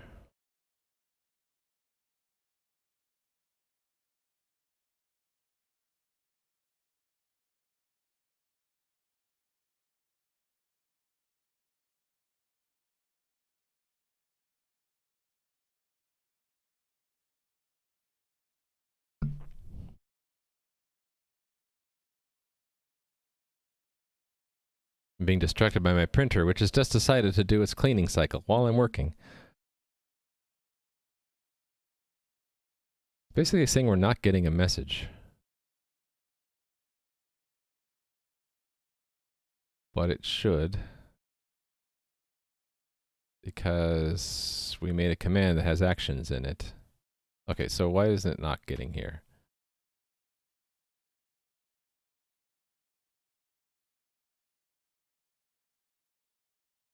Debug. It's never getting... What am I doing wrong now?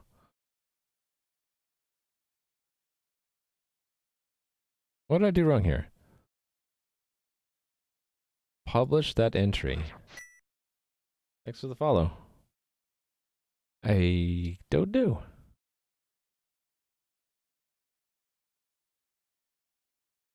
ECS action, 2 different modified components, one with item and one with player. Okay, does it even get here? Am I just going nuts? Did I just screw it completely up? It is getting there. What? What's the component type then? Item. Well, sure, we don't care about item. Okay, it is getting there. So what's going on here? Is the entity wrong? Is that what I did? Does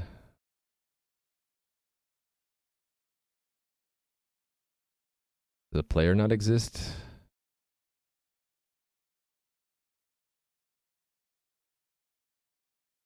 I did change the player entity. It's just wrong. What is the player ID? 0. Why is it 0? What's the action have in it? I can't even click the damn thing. Okay, there we go. I'm getting frustrated. Why is it... Okay, no, that is E. And what is the entity? Integer 2.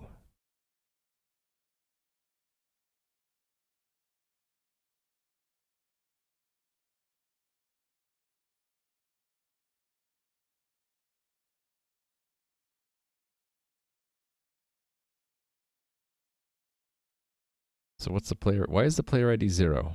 Did I not do that right? It should have... Oh, wait. I know what I did wrong. I think I just set the inventory, but not the... I cleared the ID out of the player by accident. Yeah.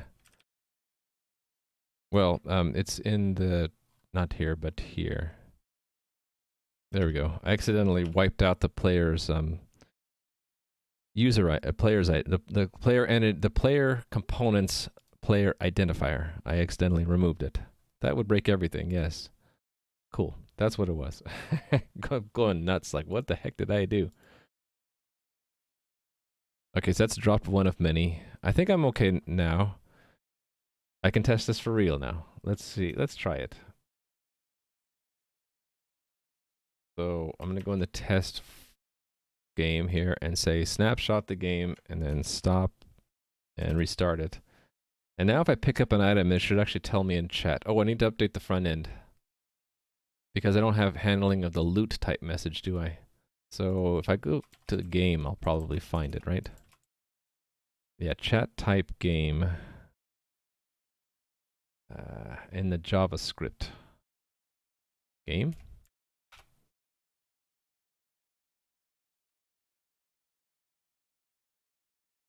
Come on, okay. Is this where I need to look? Okay, yeah, we should add it to here. Known chat tab filter, so we'll add loot. Loot.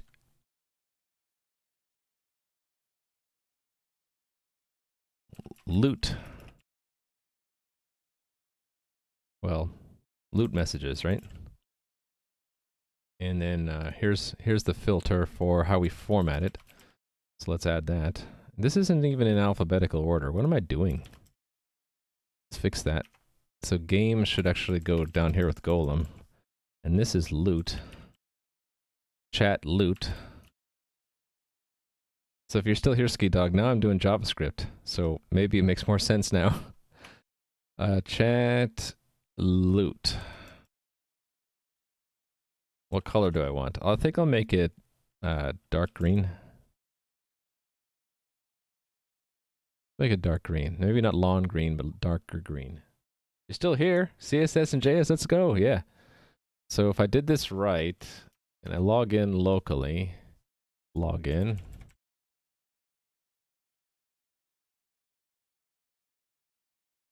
Actually, let's just see if it works. If it works, we actually might not have much JavaScript to look at. I'm sorry. Drop an item. You lost iron sword ×1. It's very dark. Okay, so let's fix the color of that. So basically, I added another chat formatter for loot type, so that we're formatting it with this span, so I can pick the color. I guess I could go with lawn green for now. And there we go. Lost one. Picked one up. And it should work even if I talk to Bob and ask for a sword. It should say I picked up a sword, right? Sword. Yes. And buy. Let's make loot messages what's included in by default for the dialogue. So where was that stored? Can't remember. Dialogue.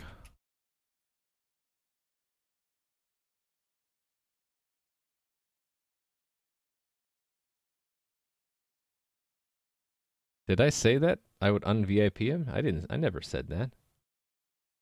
Because a VIP, being a VIP is a legally binding contract stating you concede all your free time to the stream. Gizzers, no. It's just a worthless piece of jewelry that shows up next to your name in chat. Literally, that's what it is, right? Where would I have put this? Would it be capital dialogue? Okay. And is that stored somewhere? Constants? No, I'm going down the wrong path here. Dialogue.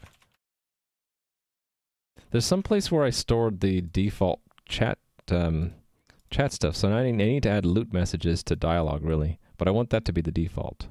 So change profile, so that, yeah, now when I talk... Where did Bob go? He got tired of me. Did he run away through here? Yeah, there he is. Sword. Yes, so it says you pick up iron sword ×1. Nice. Let's drop them. Just say I dropped them. I lost them. Nice. Okay.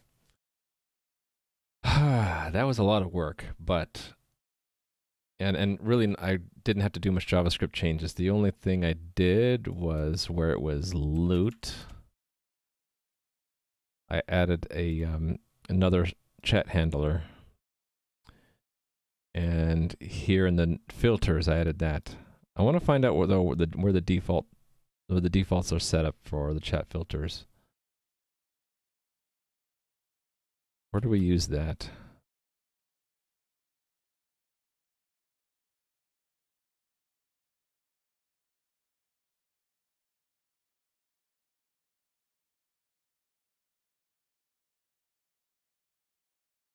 chat tabs. Where, so this would probably be in the reducer, right? Where is it set? That's strange.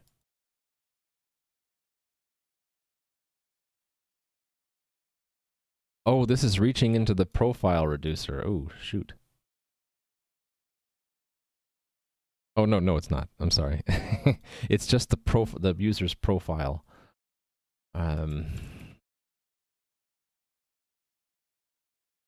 Is it? Yeah, that's the default, is that you just have an all tab. Where would I put this stuff? Like maybe when you create a new user? Create new account.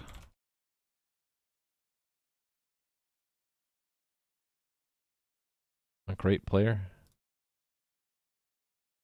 Create, no. I'm kind of lost.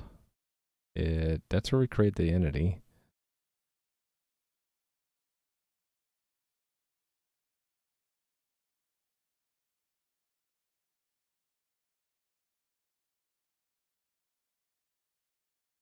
Okay, let me look for all. That should show up somewhere. Oh, it shows up everywhere.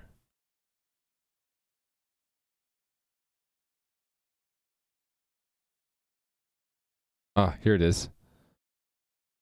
Yes, the executor does this. Okay, so adding on loot to show up on this list. Let's indent this list. These are the default filters for chat windows. Adding loot so that, because you can get loot when you're in a dialogue. So I'm adding that. Yeah, I'm sorry. I thought I was going to be doing some JavaScript editing, but it turns out I only needed to add a handler for loot chat, and that's it. You need a space after and before X. Really? You don't like that it just says X1? Really, I want to kind of only color the item and not have... I really should use a distinct color thing and have the item quality show up in a different color. Dog, don't bark.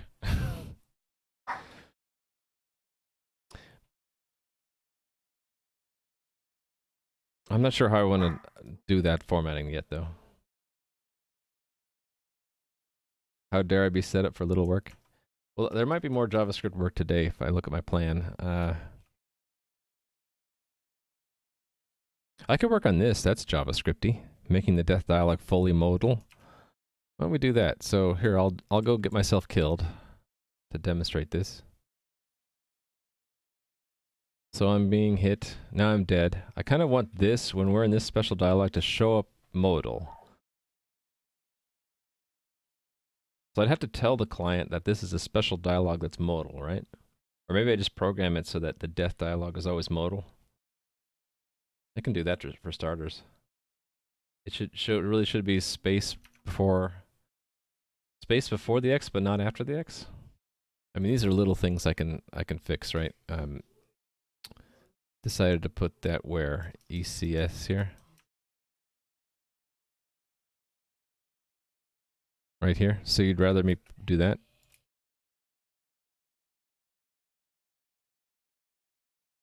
And then make the matching change in the test down here.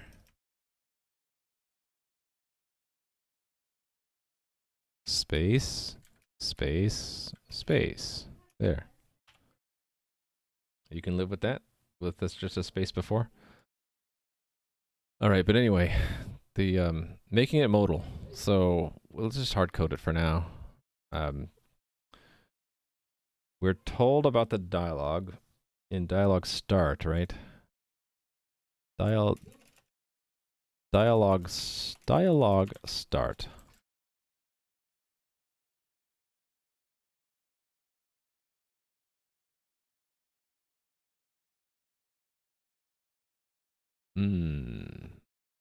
Actually, I thought that was sent to the client, but I don't see it now.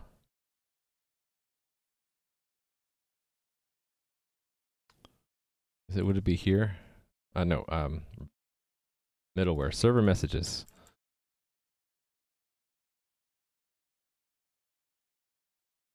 Dialog enter, that's what it is. Dialog enter. Okay, it's just reflected back as an action, reflect dialog, right? Because I wanted to make like this. The action for this is the server's message, and then if I needed to translate it, so the translation is we don't care, but I do care, don't I? I need to know which dialog we've entered. Okay, so I probably want to change this then.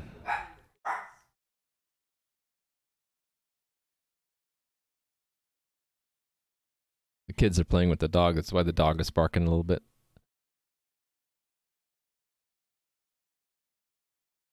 No space between one and item on purpose?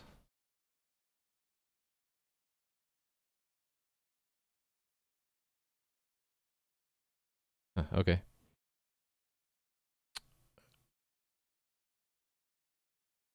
Okay, yeah, so we're not including, I should do this though, right? I should include whether our, or what the dialog name is.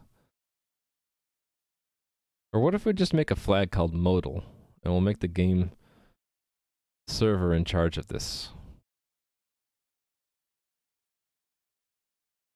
Yeah, I like that better. So, we would expect, modal.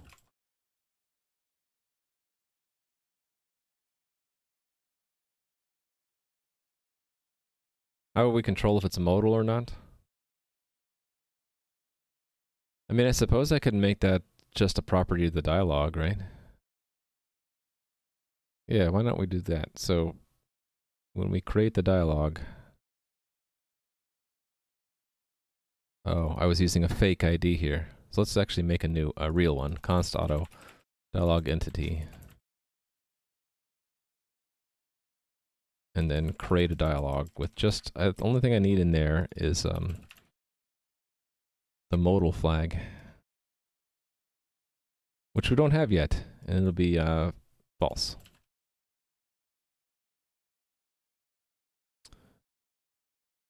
Still here, right? I hit a weird key and the speech recognition from Windows popped up. That was alarming. Okay, key dialog modal. We already have M, but not in the scope of a dialog. Actually, so that really belongs... Well, I guess I can go here. Yeah, it's not the same scope as that one, so we should be fine if we call it M. Why is this? Okay, that just took that time to catch up. So dialog entity goes here, where? Here. Dialog enter when player enters dialog not modal. And we'll have a copy for when it is. Modal. So turn that to true and expect true on the other end. There we go. Whenever I want to work on JavaScript, I end up coming back to C++ today. Because I need this information. Now, once I get this flag through, then we can use it. So that won't be present because it's not handled yet. So here we go. The type will have this, yes, and then we'll have modal depend on delta. Well, actually, no. It needs to look up the dialog, doesn't it?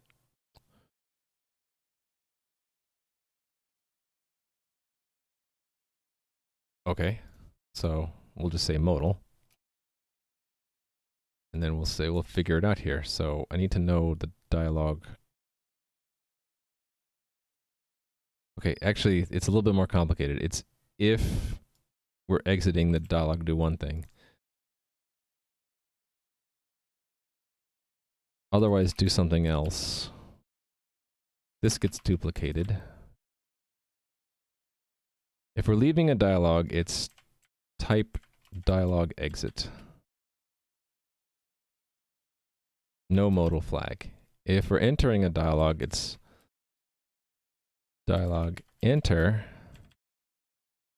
And then I have to know if it's modal or not. So we need to find it. So const auto dialog equals look it up. Components. Get entity component of type. Dialog. And then we get the key out for the entity. And then that's it actually, right?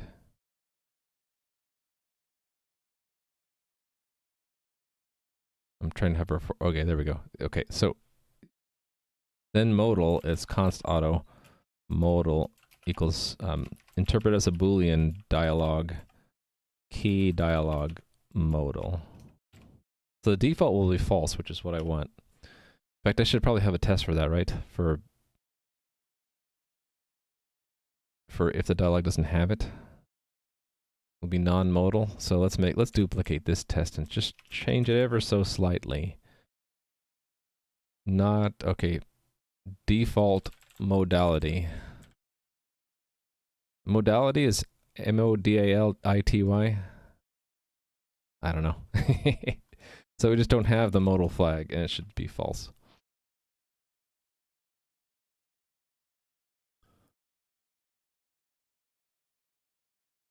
Oops. Keep hitting that debug flag today. That debug button. I don't mean to. Oh, modal instead of modal. Oops. Modal. I probably misspelled it in all 3 places. Modal.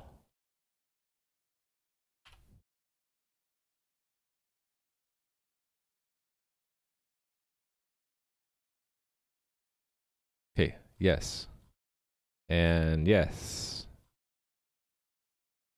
Okay, all green lights.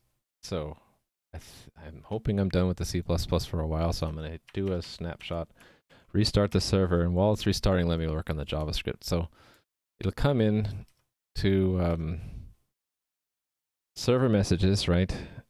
And it'll be dialog enter, and there'll be a message, right? And in that message will be a flag, whether it's modal. So we'll say modal is message modal. So then this reflect dialog entered now has that extra information, right? And that's game interaction gets it, so that's action modal. And where am I going to store this? Oh. Look at that! That way. I always forget that the camera's flipped. Thank you for the resub, Draclin. 2 months. You had 2 big golems. Thank you very much for your support. All right. Got to do something with this modal flag. Maybe first let's see if we see it. Console log dialog modality modal.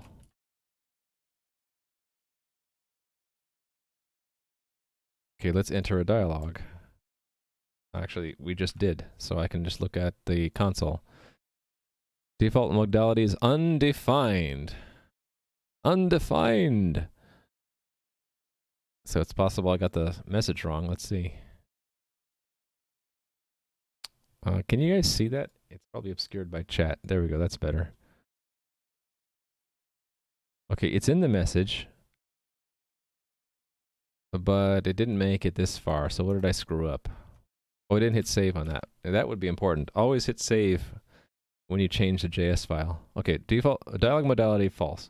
So now if I wanted to make the death dialog modal, I'm going to want to update the tools here for dialogs for death. I want to have like a checkbox for modal, right? So let's add one. That's in the dialog. What happened here? There we go. Hey there, Cthulhu. I'm finally working on JavaScript side here. You're picking up some C++. Skidog, I hope you're picking up the good parts of what I'm writing, because I have really horrible bad habits in C++. What I don't want you to pick up is the awful indentation. This is a sign of a bad C++ programmer. Yours truly. Just working on the same language for 20 years, you get lots of bad habits that are really hard to break. One thing I'm really trying hard to break is indenting so damn much, which is a sign that I'm not breaking it up into small enough functions. I get into this mode of working where I just keep writing and writing in the same function. I'm not breaking it up. And right now, the compromise is I promise myself at some point I will come back and refactor this. But I want to get to the point where as I'm writing it, I'm, writing it in a way that I don't need to refactor it. So that would be like, this should just be a function that I call. And it has a name that describes what the heck we're doing. And I just don't do that yet because I'm just not in that. I just have these bad habits. Opening braces that are on their own lines, bad. That's a style thing, Joe Omega. Come on. I think I'm doing better with JavaScript because, you look at this and there's not much indentation. I hope I'm doing all right. Okay, anyway, the dialogue editor, that's game dialogue. And yeah, again, the indentation it gets a little funky here. But to tell you the truth, it's because I really didn't know how to make a change to an object without making it the original mutable.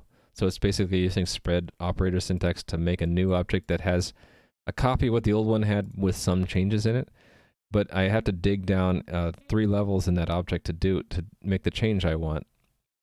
So it's a little ugly. I have to omit the old key there and then add it back. There's probably a better way to do it, and I just don't know how to do it. And that the symptom of that is the extreme indentation that I have. Anyway, let's add the new field in the DOM. So here's the name. Is that what I want? What does it look like again? Right, name. Why do I have this space separated bar here? Oh, wait a minute. That's up here. It's up. That's somewhere else, right? Title bar. Why do I have space separated bar class? Do I need that? How if I just do that?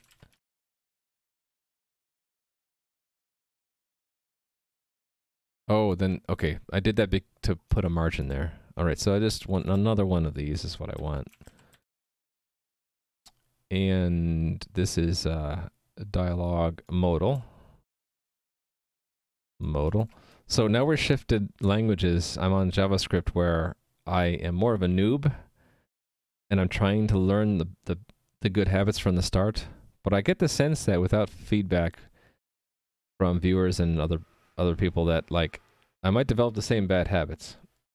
Is the omit needed? You thought adding a key after a spread would override the previous key. Maybe you're right. I think you're probably right, so let me give you a point. For some reason, I thought I had to omit it. So that could save me a little bit of complexity. Let me finish this and I'll get to that other one. So this is dialogue modal type. This should be a checkbox, right? Now, how do you do these checkboxes? I always forget. It's checked equal and then on change. It's a change handler, right? So there's no size.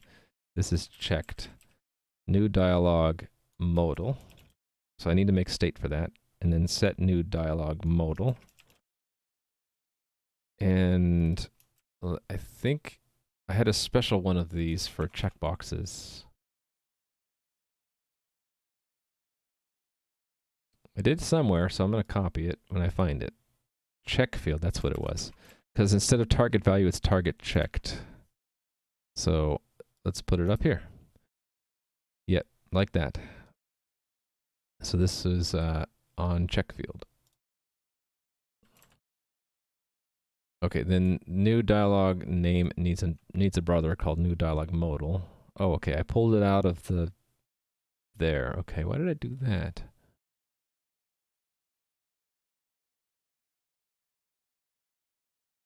That's a local variable. So what does set new dialogue name do then? Oh, it stages a change to the name?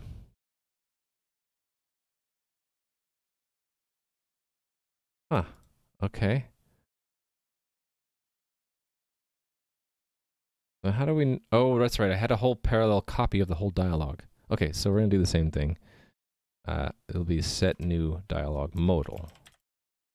modal. And we're using M, right? And instead of name, it's modal, and that's a flag, so we do that and that. So the new dialog name and new dialog modal is just M, and if it doesn't exist, it is false, right? Actually, I guess I would want to just turn that around like that. Would be nicer. People don't like JS is this. Is that different from C++ this? It's very different.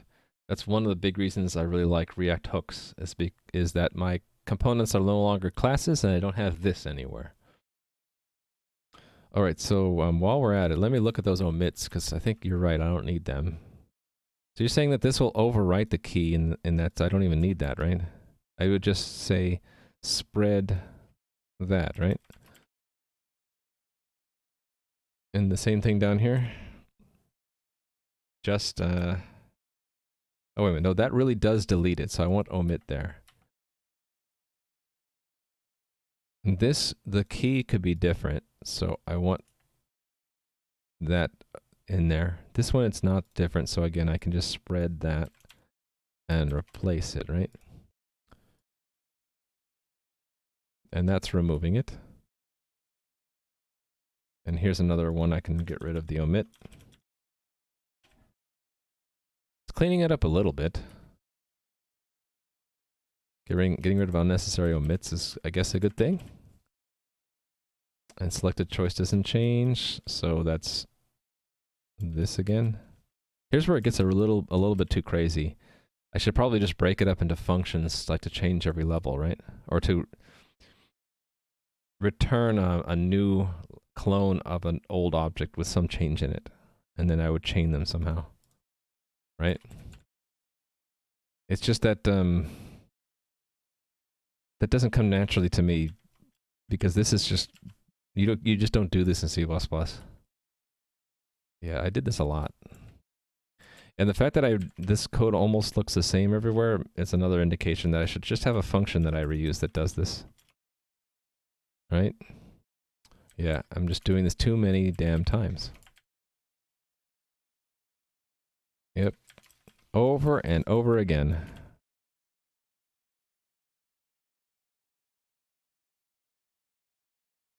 And that's deleting an event, so it's a filter. Got it. Yeah. Again.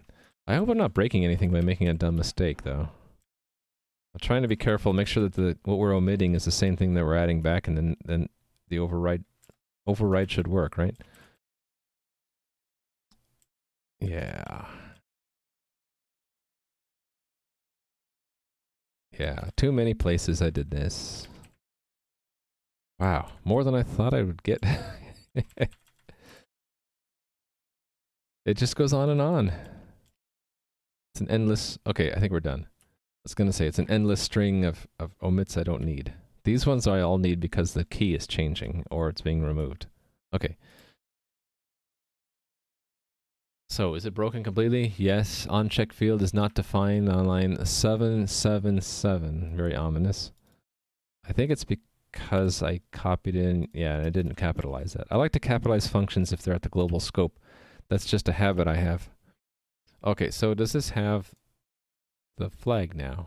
Cool. And when I click it and save it, does it remember it? It remembers it. So it's in the data structure. To verify that, I can go to 6758 and look at it here. New, paste, and that's JSON. And please format it, editor. Thank you. Okay, thanks, bye. And look at that. Modal is true. Nice. So now if I die, it should at least give me the console message about that the modality is true, right? So let me reload.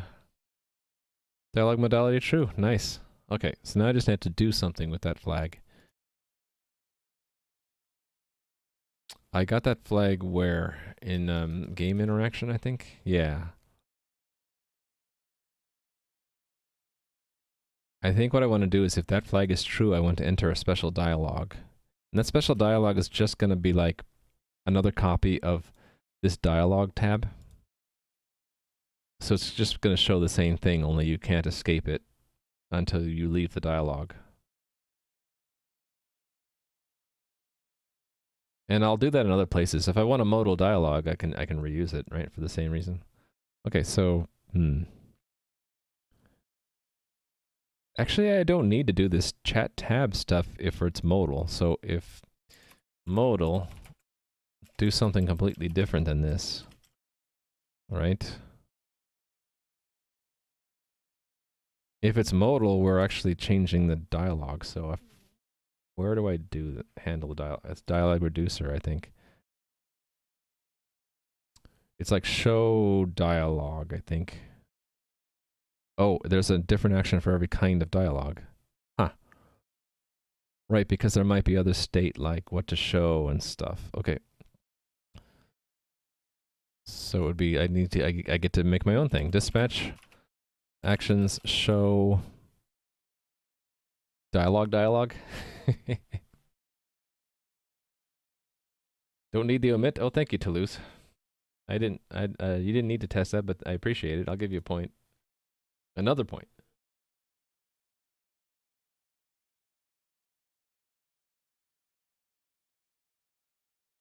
Does any human exist that finds JS is this good? I just find it strange. It's very context sensitive. Whereas in C++, it's not really that context sensitive. There's only one context it means anything in, and that is the non-static method of a class. And this is the instance of the class, the object. So it's just very simple, whereas in JS, this is whatever the function happens to be bound to, or what it was the context of the call, or something like that. I don't even really understand it completely myself. But it's very fluid and very dynamic, and it scares me. Show modal, let's just call it modal game dialogue. And then, do I need any arguments? I don't think so. We'll just leave it blank. So we'll make this a new action.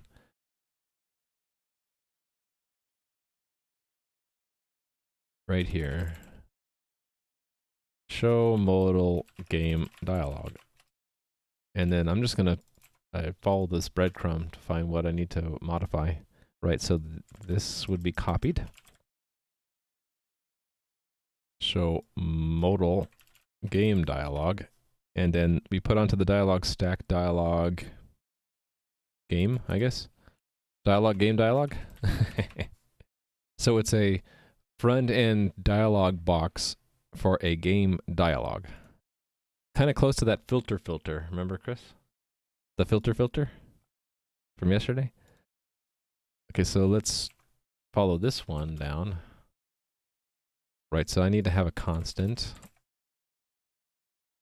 Dialogue game dialogue. Yes, the filter. This is the dialogue. I put game in there to make it like, at least there's like two dialogues. It's like, we'll put a game in between them. It's the game is keeping the two dialogues from annihilating each other. All right, so I need this copied. Wait a minute. Now this copied here somewhere. And then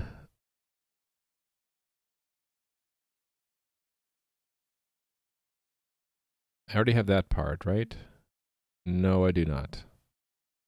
Wait a minute. No, I do have it down here. It's just not in very good alphabetical order. This isn't like in the wrong spot.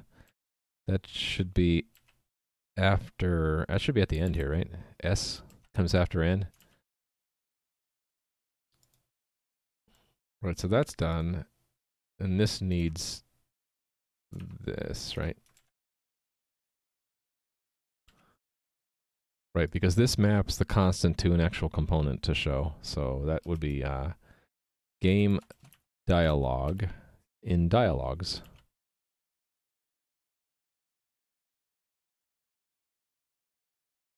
Dialogue, game, dialogue picks the game dialogue component. So then that, if I follow this breadcrumb, shows up in this index here. As in we need a game dialogue Game dialogue. Should I just bite the bullet and just call it so? No, I'll just call it game dialogue. Everything else ends in dialogue. And now I actually have to make one, so what do I want to copy? Something simple like confirm action, right? Let's just copy that and call it game dialogue. Game dialogue. You might end up needing more functionality. Dialogue manager to the rescue. You might need to manage multiple instances of those, though. Behold the dialogue manager. Hey there, Tim. How are you doing? If you don't know Tim Bidet, probably everyone here does, but if you don't, you should check out his channel. He's writing his own game engine in C++ and his own games. They're like racing-oriented games, and he's, I think, still on the path of making like a new game every few months now, instead of one huge game that takes forever. Oh no! Ah! Raise the defenses. It's a raid. I don't recognize you, but I will try to pronounce your name, and please correct me if I'm wrong, but welcome, raiders from Reen Rupert. Or, I hope I said that name right. How are you guys doing? Thank you for those links, Nui. I'm working on adding some functionality to this game here I'm working on. It is a multiplayer RPG. This style is sort of reminiscent of the Ultima series. That's what I was inspired by. You can play it now. There are NPCs walking around. There is a way to fight them. You have to find a named NPC called Bill and ask him for a sword. You would just type the name sword when you're talking to him, and he'll give you a sword, and that enables you to attack enemies. But beware, they will fight back. It sounds like a real name, yes. I just don't know how to pronounce it. Yeah, pronunciation of names like that is tricky because it depends on the cultural background of the name, right? You would say it differently in English than you would in French, for example. Like, it could be Renee, or it could be Reen. Yeah, it depends, right? But anyway, welcome, Raiders. So, let me know if you have any questions. I have lots of commands to answer some common questions. I like to elaborate if people have detailed questions. But what I'm working on right now is when you die in the game, and I'm logged out due to inactivity, so I can't show it, and this is crashing right now. When you die in the game, it should show a special dialogue saying you're dead. And right now it does, but it just shows up as like a normal game dialogue, like you're talking to someone. And I wanted to show it in a modal view so that you're basically forced to confront the fact that you're dead and decide what you're going to do. I'm working on that right now. So there's a modal system in the game right now. Like if I do like remove, that's the modal dialogue. So it dims everything around it and shows that and basically forces you to make a decision. And I want to do the same thing for in the game when you're dead. No dialogue manager factory. It's an endless, infinite loop of repeating names. That's like programmer hell, right? Well, yeah, well, duh. Of course it's the dialogue. Well, but then you need a factory for those. So it's a dialogue manager factory. Okay, I'm adding a dialogue box to the game. It crashed there because I hit save and I wasn't done. Yeah, so game dialogue. Let's just make it empty for now. So we'll just have a go back. Technically, I don't even want to go back. I want a button for every choice, don't I? Well, let's just keep it go back for now. So we'll just make the whole thing empty. Why did I have... Oh, this was a trick to make the dialogue go away if you hit escape. Kind of want to build this into all the dialogues. But in this case of the death dialogue, we definitely don't want it. Okay. You are dead. And then the paragraph should say something like... Well, really, the paragraph should... There shouldn't even be a paragraph. It should just be a div that has the same contents as the chat. So let me just have something that says chat will go here. Chat will go here. And, oh, there's another div there. Oh, because I started eating into that one. So that, we end that div, and then we have a button bar div. And it's just a cancel go back for now. is let's just call it back. Just to show something so that this doesn't break anymore. And we'll remove that, and I think that's all I need. And this will load now. I reload. You are dead. Chat will go here. So that's working. If I hit back now, it escapes. So I basically want to take this chat message list and put it in that modal dialog. So it's sort of combining what I'm doing in chat with what I'm doing in that dialog. So let me put a bookmark. I can't put bookmarks when I have my password manager open. Now I can. Clear all the old bookmarks out. Okay, bookmark in there and then one in chat, and then basically be copying stuff. Or you know what I could do? I could just have a chat component in the dialog, right? Yeah, wouldn't that be more intelligent? A chat within. What happens if I just do that right now? I just say chat. I don't remember what props I needed even. Did it need props? It needed a couple props. So from Redux we get these ourselves. What are we missing? We're missing filter, format chat subject, and scroll to bottom of chat history ref. Okay. So let me just see where this is used.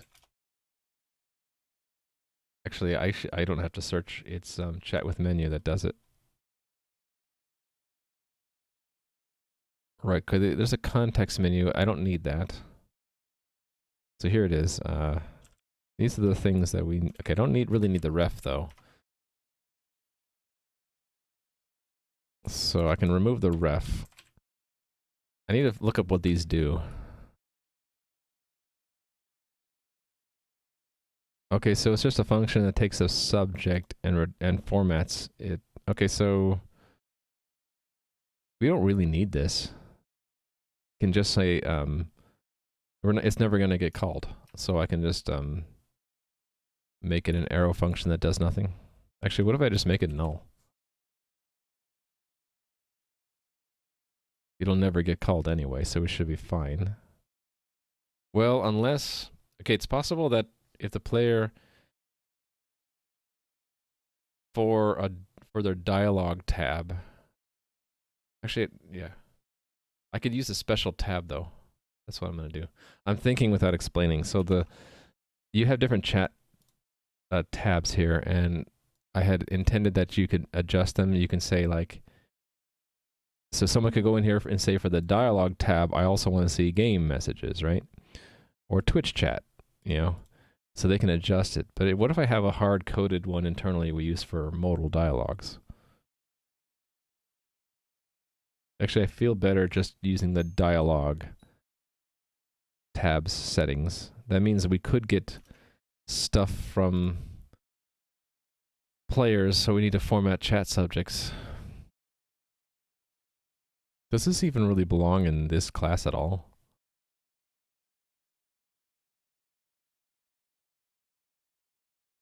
Oh, because I wanted to reuse it at this level. I wonder if it should just be a utility then. I just move this to be a utility. So if I did that, it would be take it and move it all the way up to utilities and just make a function that does it. Export function that takes a subject and returns this like that. And then capitalize it and then add it to the list. And then chat doesn't need it as the prop anymore. It just needs to import it. So import that from... At this point, it's one level up to the top, so it's /utilities. And then it is not a prop anymore.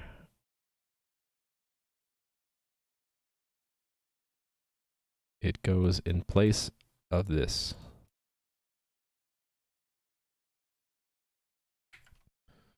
Okay, and then this doesn't need to send it anymore.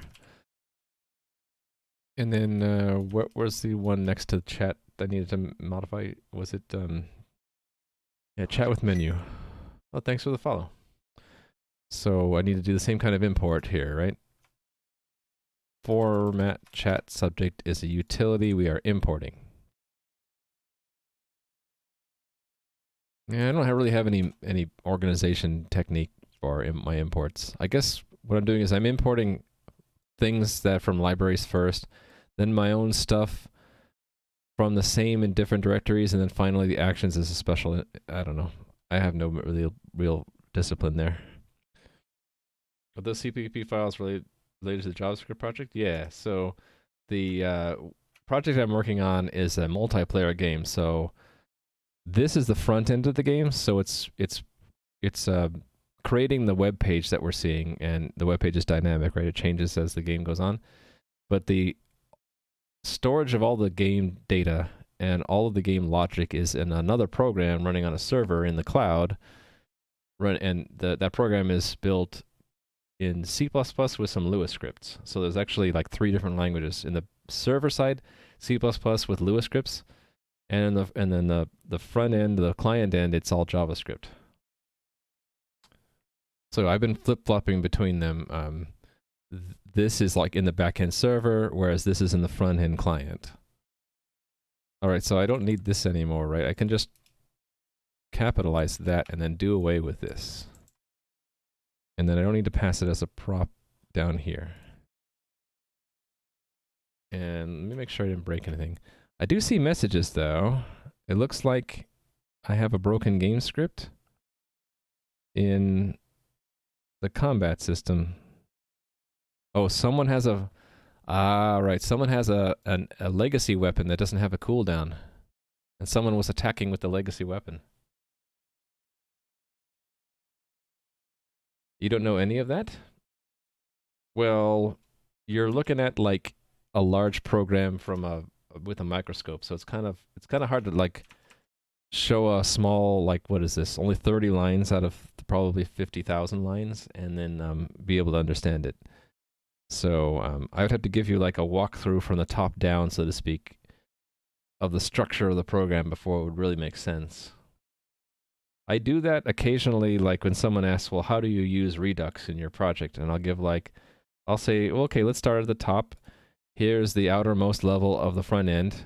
And, here's the very, very outside of the document that we're building in to show in the browser, right? And Redux is injected in through this provider React component called provider. And the store has to match this store that we created. And this is where we're storing all of our variables for the JavaScript, the front end application, right? Gets injected in here so that the next level down at any point in the tree of components, we can pull back out what we want out of that store through these 2 functions. Actually, it's this function, the map state to props. You pull out of this, that state is this store. I don't know why traditionally they call it store out here and they call it state out here. It's really the same thing. I think it's because this store is this state plus a whole bunch of other things. And the way this connect glue works is it takes a store that it fetches internally from the provider through some kind of magic process that I don't understand. And it extracts out the state from the store. And then you can pull the variables from it and turn them into props for your React component.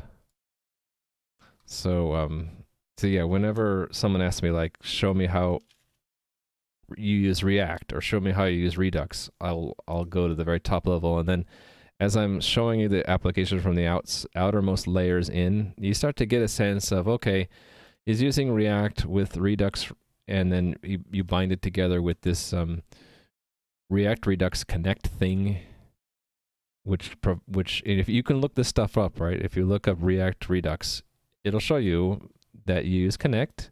You have mapping state to props, and you map dispatch, action dispatch to props. This is like if you want to actually make changes in your application, like perform actions. The dispatch is like you call a function that takes a description of what you want done and then sends it through a whole bunch of things called middlewares and reducers, and yeah, I'd have to explain all of Redux for that to make sense. Yeah, no problem. For the C++ side, one technique I've tried is I have in my notes, which you can find here. There is a Realm server architecture, and it looks a little weird now that I'm using dark mode, because this is a ping image. It's not, so the dark mode didn't apply to it. But anyway, when you see me working on components like executor or the entity component system or the coordinator, if you look at this diagram, you can kind of see where in the C++ code it is. So outermost, so to speak, would be that it looks like a web server to any player or the outside world. The only way to talk to it is through sending it a web request, an HTTP request to open a WebSocket. So when you open a WebSocket, you're then going through this WebGate component, and the WebSocket takes the WebGate takes messages from the WebSocket and translates them into messages that the coordinator handles. And a message coming in, the coordinator will decide, do I need to call back the executor directly or put a command through the Raft server or whatnot. It's like a dispatcher, and then anything that the coordinator needs to send back to the front end, it sends a message in the opposite direction. So a message goes to the WebGate, it becomes a text message in a WebSocket, which then goes back to your web client and shows up in your browser. And I have a key here to say briefly what each component is. And I've meant to go deeper in the documentation, but I really haven't. I should go into well, what's inside this coordinator box, and what is a command, and what is a message, I don't have any. This is sort of the level at which my documentation stops, and then I really should document more. But in the meantime, if someone asked me, what is a command, I could show them literally what it is, and explain what they do. So for example, all the commands are routed to Raft, which writes them to a journal file. It's it's a way to persist the state of the game and replicate it across servers, right? Fundamentally, we have 3 servers that coordinate so that if one crashes, another can take over. They each have a copy of the game, and the game state is really just a sequence of changes. So if I look at the game journal, here are all the changes that are happening. Each line is one request to change something in the game. And most of them are the NPCs walking around. It'll be a request to the ECS, the entity component system, to modify a component. Oh, and it just rotated the log to go back. Modify the component, and the component is of a certain entity, and the thing to modify will either be the movement cooldown or the position of that entity in the game. So these cooldown changes and position changes are just the NPCs walking around, right? This is another change to the game saying record some statistics about how many logins happened, how long was the last duration of metrics collection, etc. If I were to do more complex things like attacking enemies, let me do that. Oh, I can't because this doesn't build. So just use your imagination. If I were to attack an enemy, you'd see more elaborate commands in here like player attack direction, and then you'd see hit points being subtracted, NPCs being deleted if they die, that kind of thing. Game state in Git. Git push user move to tile. Well, sort of. Well, it's simpler than Git because once you add a command to the journal, you never remove it. So it's always append. So we're always adding to the bottom, and then when it fills up, so to speak, when it gets too long, it rotates. So these are old versions of the journal. If I go back far enough, I'll probably see when I was walking around in the game, and you can see information about me attacking. Although I've let the game run a long time with me sitting there, so most of the actions in the game are still going to be the NPCs walking around, right?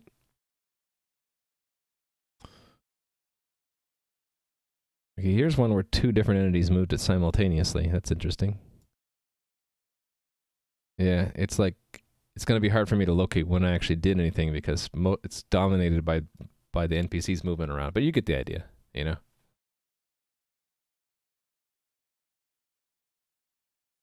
What happened to the encoder? I'm streaming at 1.5 megabits, I think, right? Or 2 megabits? Oh, when I move this around, probably it's going to screw up the encoder.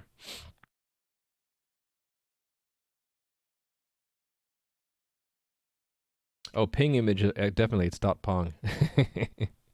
Do marker and highlight it later? If you want me to... Oh, when you move the journal around. Well, I know that the encoder is going to be poor. I count on the fact that most of the time the code behind me is sort of not moving much. You know, although I'm sure that this scrolling water is going to be a challenge for the encoder as well, right? Because that's sharp lines that are moving.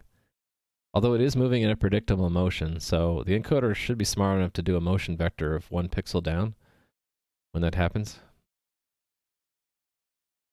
Highlight and make a command out of it. Oh, you're saying like my explanation of how the journal works. I mean, we could do that. There's a lot of things I have to do to catch up on documenting this stuff, like record clips maybe for each one of these boxes to explain like at a very high level what's going on. Yeah, I should do that. It's like, do I do that or do I make the game better? Yeah, exactly, Nui. That would maybe link to a highlight clip explaining what the journal is. I'm going with the flow. If a lot of people keep asking me, well, what's this journal or what's the executor? And then, oh, so you're saying like once I explain something, we should just mark it and then I can make a highlight later? Yeah, we can do that. How does /marker work? Is that built into Twitch? I don't know anything about it. Okay, back to, I didn't modify that, did I? It thinks I modified the game journal. I did not. I was here anyway, right? I wanted to pull in chat. Yeah, do I need this? What is this actually used for?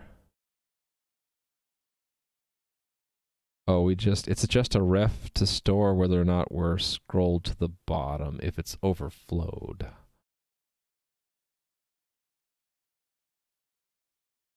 When do I actually use that?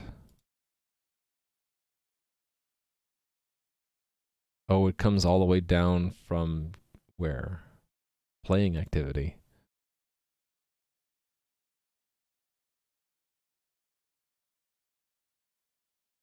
Why? What do we do with this? Actually, I don't even think I use this anymore. It's set, the current is set, but I never actually use it. I could probably get rid of it now, right? I think this was when I was trying to get the scroll lock to work. Yeah, I don't even think I need this anymore. Can I just strip it out now? Here's where we create the ref at the very high level, and we pass it down. And then here's another copy of it.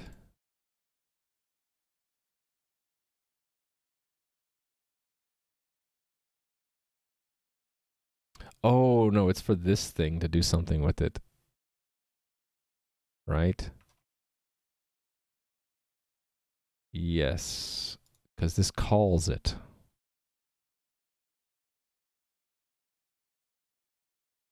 Wait a minute, but that's... What does calling a ref actually do?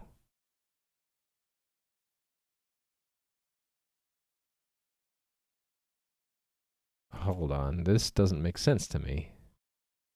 What does calling a ref do?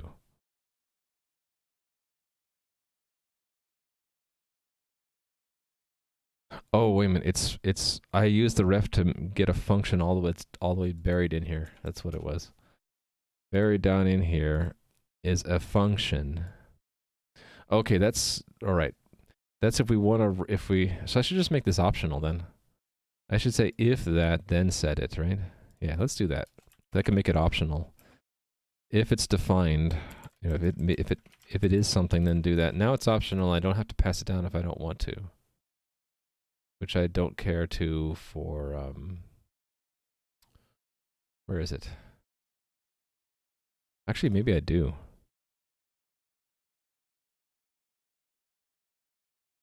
Let me think about this.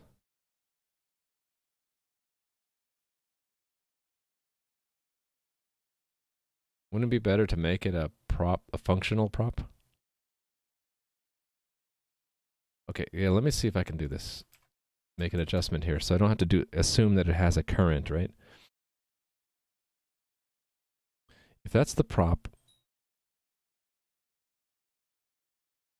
yeah, this is already doing that, right? It's giving it a function to call.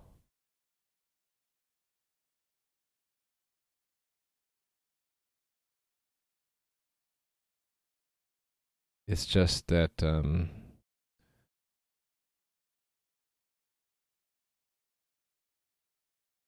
no, we have to assign to. Well, I could do it here. Okay. You know, I'm not going to mess with it right now. It's starting to hurt my brain. I'll just keep it optional, right? So if a ref is given, then we'll do that. If it's not, so what's going to happen? I don't know. It might overflow. We'll see. So we'll just not give anything right now. Filter. What do I need for filter? What's filter used for? Oh, the chat filter. Okay, so that's populated where? Filter. Tab filter. Tab is from chat tabs.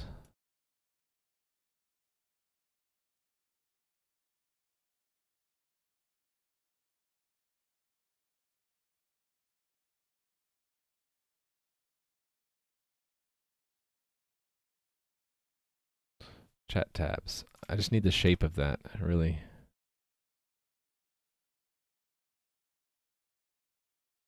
Right, so it's a profile. It's a session reducer. Right, here it is.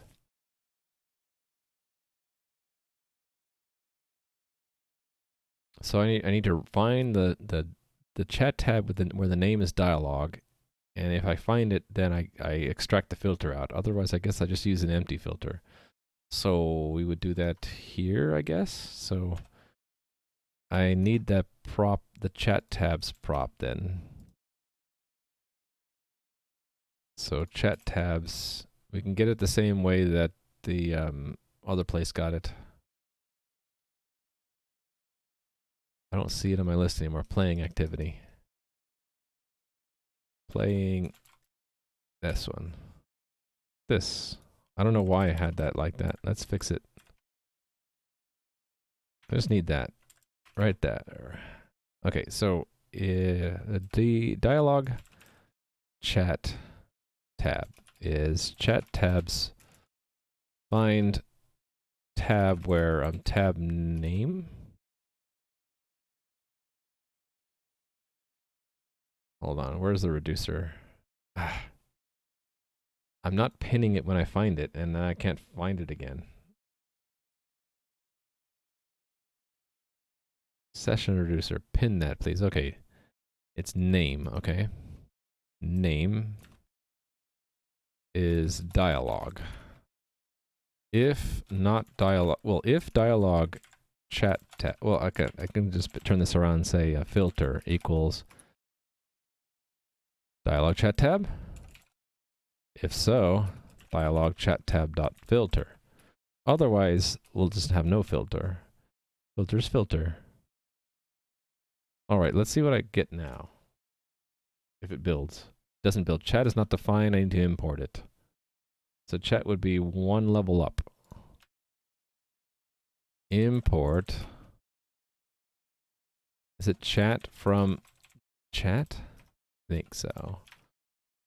Scroll to bottom, chat history is not defined in chat.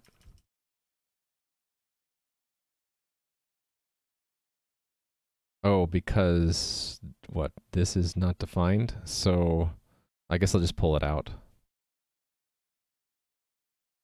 There we go. React must be in scope. Okay. Oh, did utilities do something in React? Oh, yeah, it made JSX. Yeah. So I need to do this.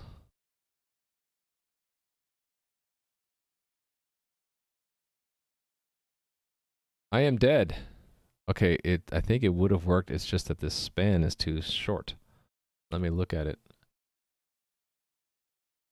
I mean, not that span, but that div. What's the div have inside it? You are dead. So it's got chat in it. It's got a chat history with lines. It's just I'm not giving it enough space. I think it's because it's assumed to be in a flex container. So let me just see if I can hack it. Yeah, let's put it in a. Let's make the Is it dialog box? Dialog overlay, dialog box. Really, it should be inside of here that this div, right? Where is that? It's this div. Okay, so if this div, instead of display grid, if it was a display flex, and we're getting somewhere, right? It's just I need to have, I don't like this editor in here. Okay, I have to like click on random places. Flex direction is column, right? Column. And it's not giving enough space for that for some reason. Is it because I don't have a height here? This has a height.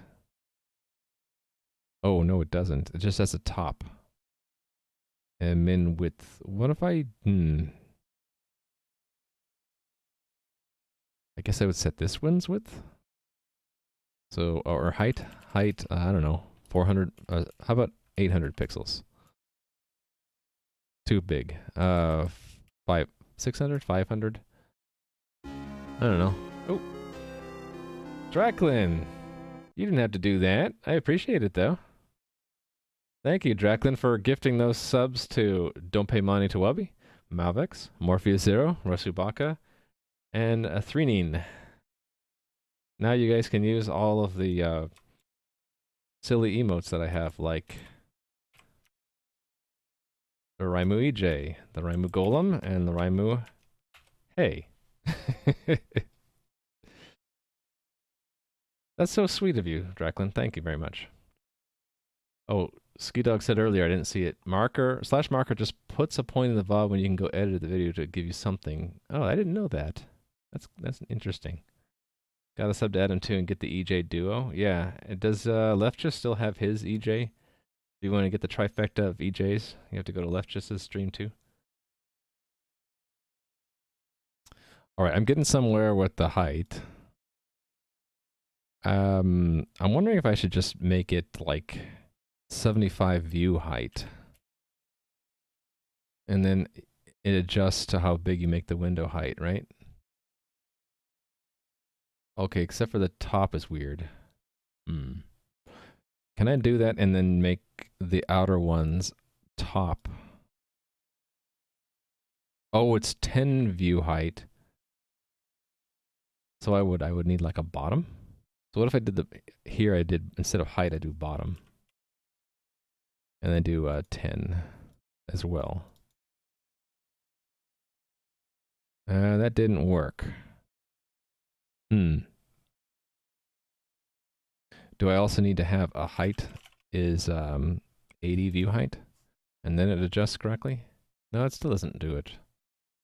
Okay, obviously I don't know CSS. Yes, you can wave now, Resubaka. You can do the Raimu wave. My mug will be notorious soon. Okay, I don't know how to do enough CSS here, but I'm guessing I really don't want bottom. It doesn't help me out. Maybe I'll just make this, can I make it a %? No. Percent it doesn't like.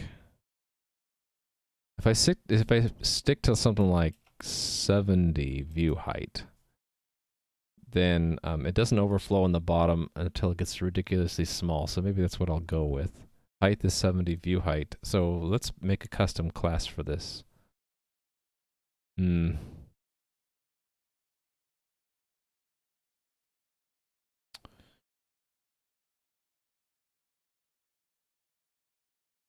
Oh, Draclin's got it.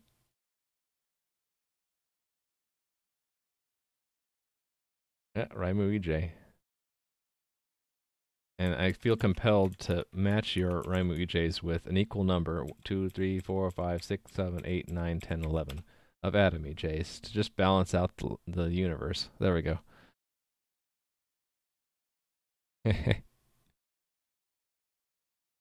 There's another problem I just noticed. There's no way to respond to the dialogue. There's no input, so I need to add that. Anyway, let's fix this first. So I don't want grid single column, actually. I want a completely new class here. But can I... So these I actually don't need anymore.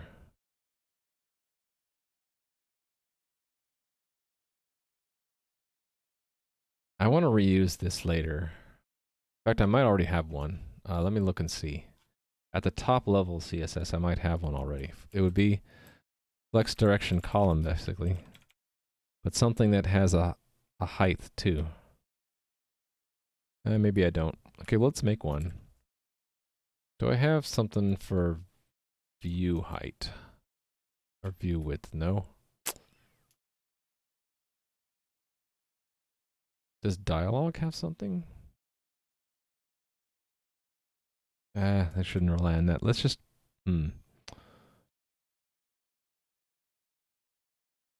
Actually, the way it cascades, if this is always inside dialog, game dialog, no, not game dialog, dialog, then I can use this CSS, right?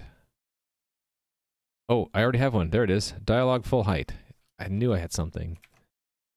I knew it.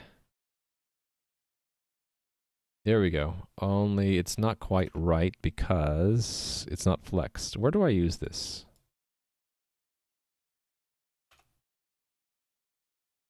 I use it here. Or I have a shrinking container. Does it matter if it's flexed or not? I guess I can see.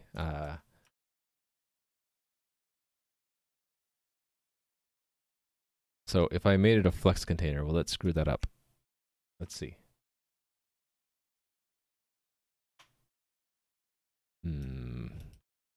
Here. Display, display flex direction column. Okay, but it screwed this one up. It didn't, so maybe I'll just leave it.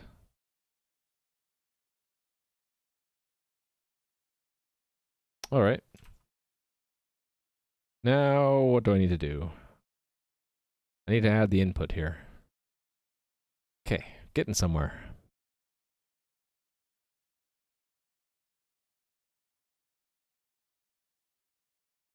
Yeah, exactly. It's like leaving open parentheses.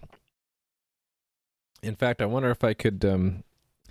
It'd be fun if we altered the font, for the text font, so that all open parentheses were Remu EJs, and all closed parentheses would be Adam EJs, and then you just have EJs all over your code. Wouldn't that be funny? Or maybe we do it for curly braces because, you know, they're curly. I don't know. They look like they could have, you know, those could be, you know, the spines of the cactus. You know, I don't know.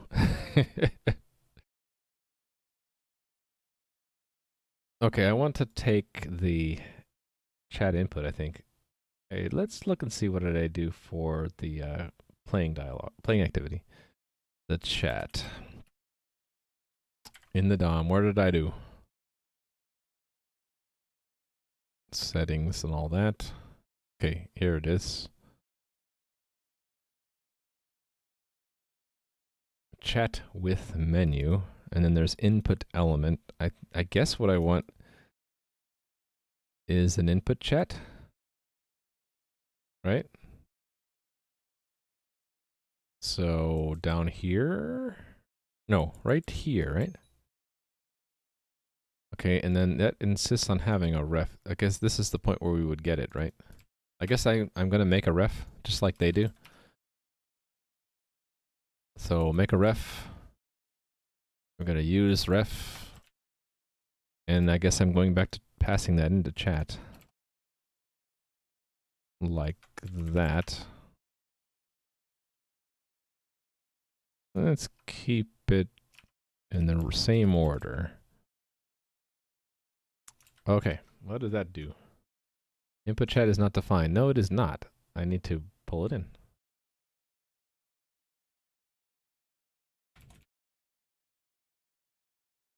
I'm surprised that the editor didn't do that for me. Oh, that actually kind of worked. Only it's the wrong input. I don't need chat, do I? I need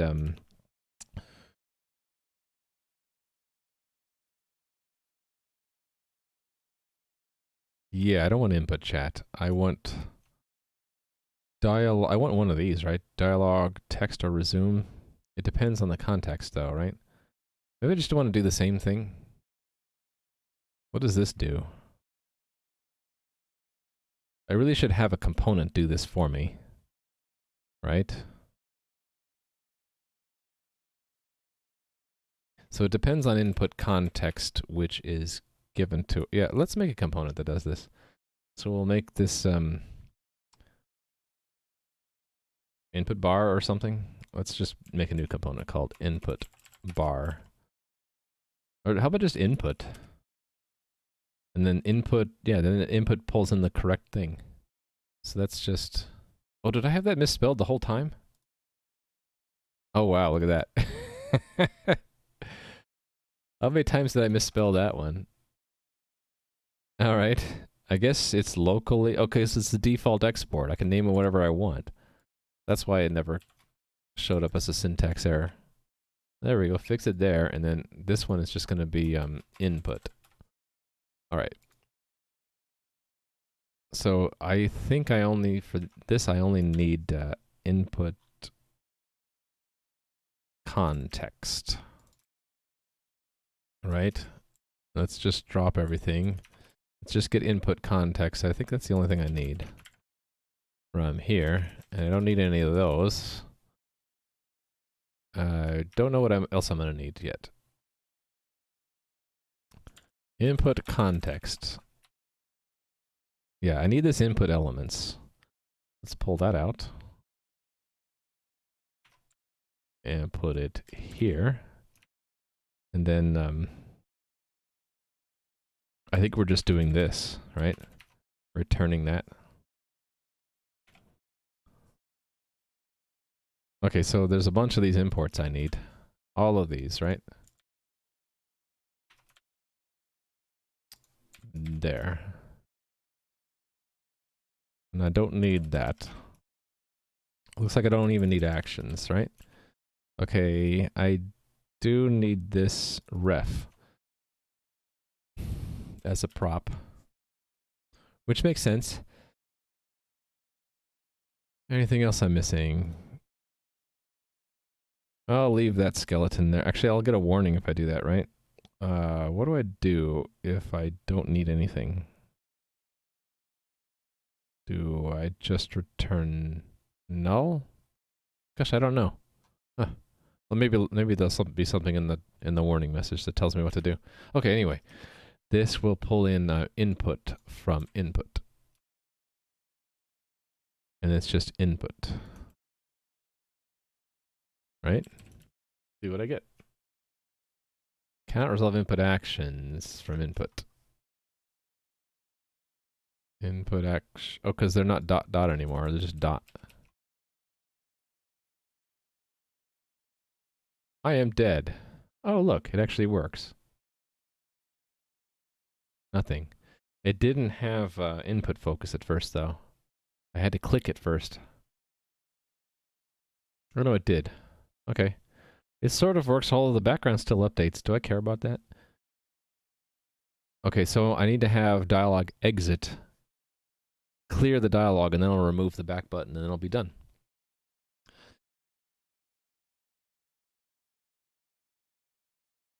Yes, so dialog exit. Is that what I actually get? Let me look at the network here. I need to die again, but let's set this up. Let's just... I'll have this snake lady kill me, and I'll reload and look at the network connection. Please code in wingdings, eh? Code in Adam and Raimo EJs, why not? Okay, so... Okay, that's interesting. We should probably, when we show a modal dialogue, we should clear chat.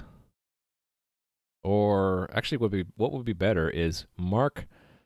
We should mark the first chat message to see, right? And not show anything before then. By the way, let me test that overflow works. Yeah, look at that, it works. Okay, refresh, and let me look at this here, and see what happens when I do respawn. Right, so we get a dialogue exit. That's my cue. Another thing I want to see here, I need to make sure we get the dialogue enter before we get the chat. And that's not true, because that's going to be a problem. Because if this dialogue enter tells us when to start capturing chat to fill the modal dialogue, well, we've already missed the lines here. You are dead, what would you like to do? I'm missing all of that.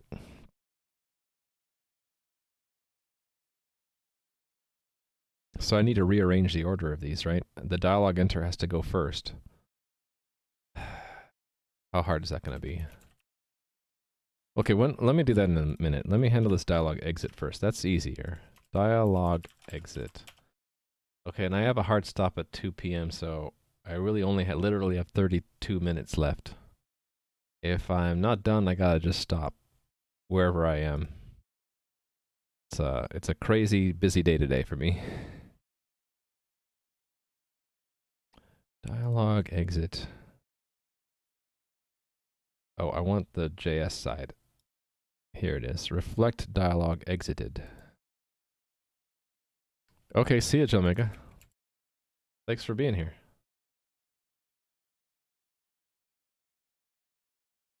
Okay. You know what we could do here is that we can see if the current state is that if we're in the dialogue. No, wait a minute. I could have this handled by the dialogue reducer, can't I? I can just have it auto exit if we happen to be in that one dialogue. So, dialogue reducer. Case that. Reflect dialogue. Okay, we don't even have a case for it yet, so let's add it. So return state, and then need to. Actually, no, I don't want to do it in the. I don't want to do it here because going back actually is in itself an action. It is what is it? Hide dialogue, I think. Let me look and see what it is. It would be, yeah, dialogue go back. What does that do? Not that doesn't hide it. That just goes back one in the stack. Yeah, so we already have the code here. I don't want to have to repeat that. I just want to dispatch that. So it would be in the middleware. So that's reflect dialogue exit ed.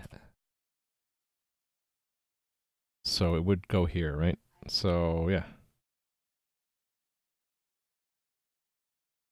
Yeah, so in fact we don't want to do that.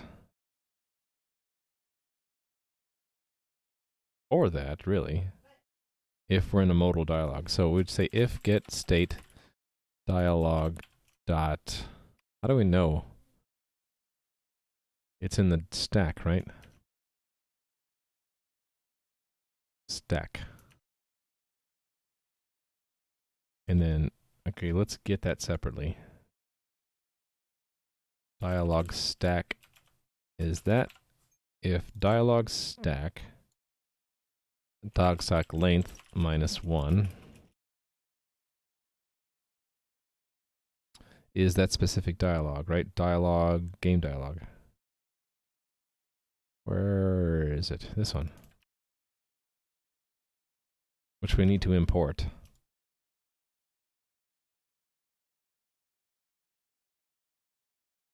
This way.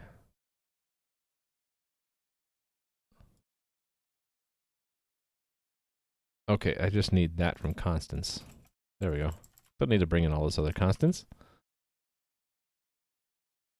If we're in the game dialog, we do something differently than if we're not. If we're in the game dialog, we are just going to dispatch actions dialog go back. Is that what it was?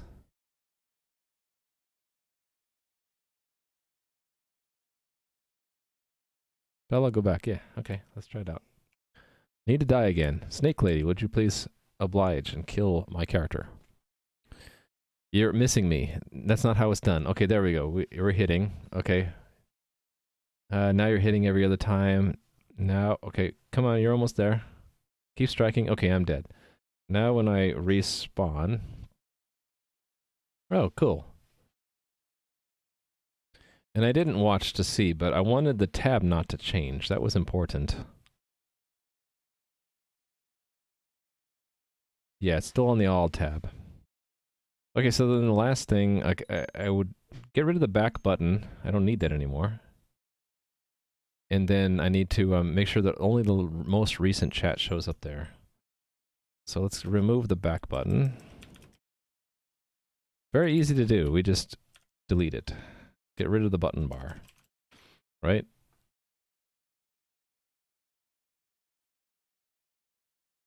And then I gotta figure out how to make the dialogue enter happen first before the actual dialogue messages.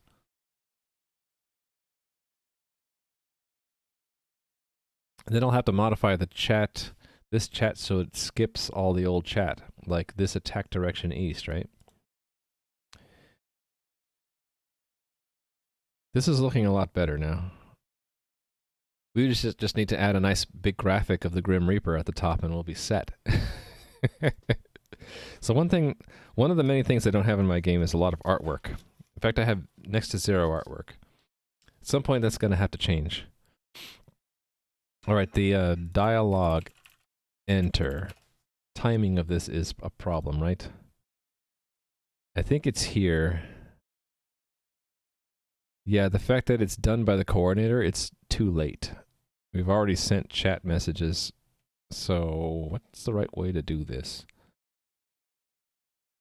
Would it be that we send it directly from the ECS first?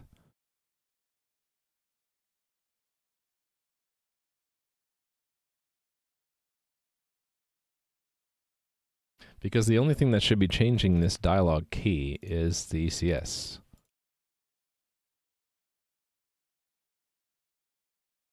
Let's look and see what changes the dialogue key.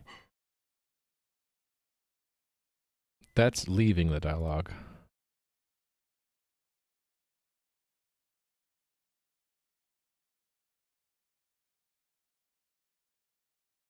What is this?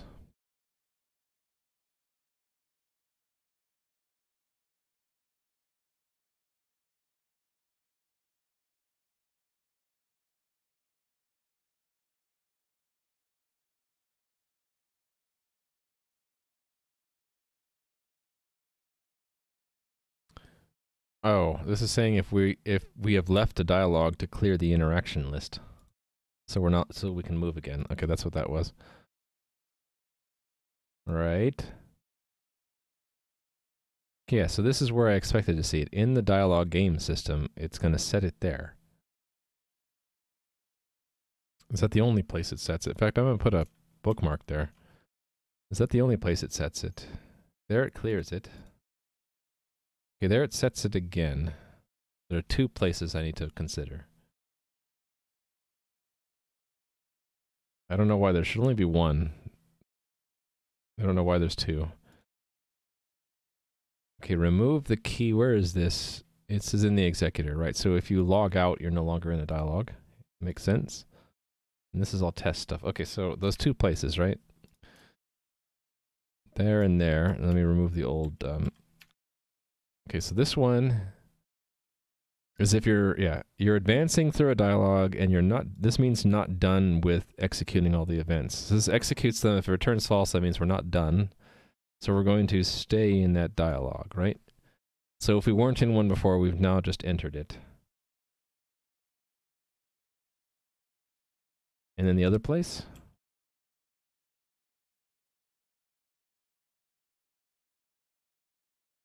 Oh, the other place is we're done with that state of the dialogue. And we're going to a new state. Okay, yeah, either way, we're going to set it.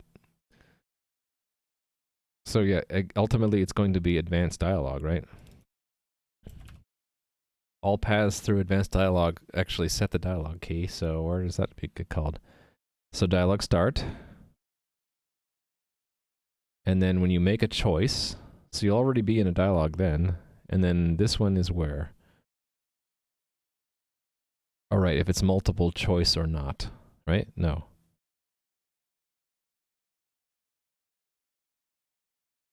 What is this? Why does it have has a choice or not?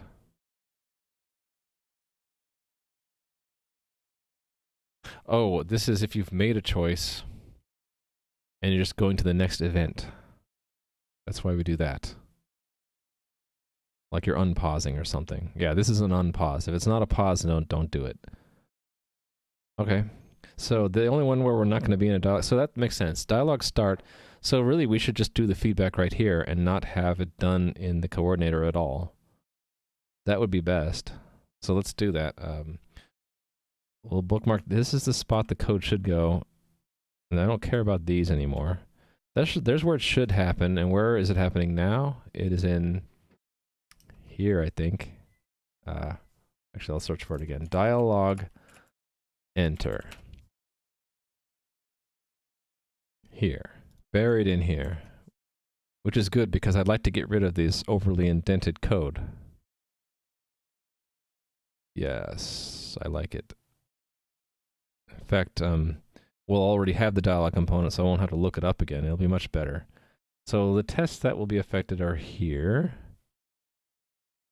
Dialog enter when player enters dialog default modality. So this would move to the dialog tests, right? Yeah, so we're gonna pick up and move these. I don't know why it was marked a failure before, but it was a pass. Let's pick up and move these 3. I just made these today, right? Picking them up and moving them.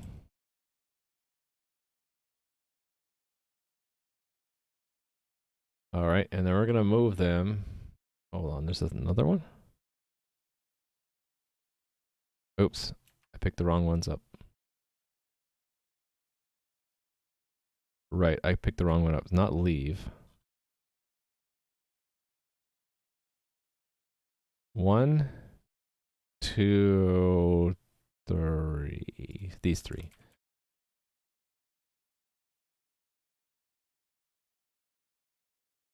There. Okay. Cut them out of there, and they're going to move into the dialog ECS tests. So paste here. And rename the test. It's in a different fixture now. ECS test dialog. And we have to, this gets restructured a bit. Because it's purely within the ECS, so there's no concept of a player identity or user or anything like that. So, and all of the components arrows, I think, become components dot. Okay, but otherwise it stays the same, right?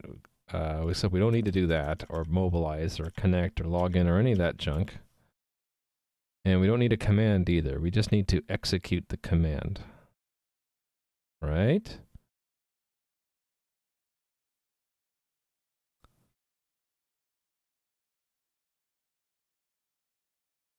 And this doesn't matter. Does it?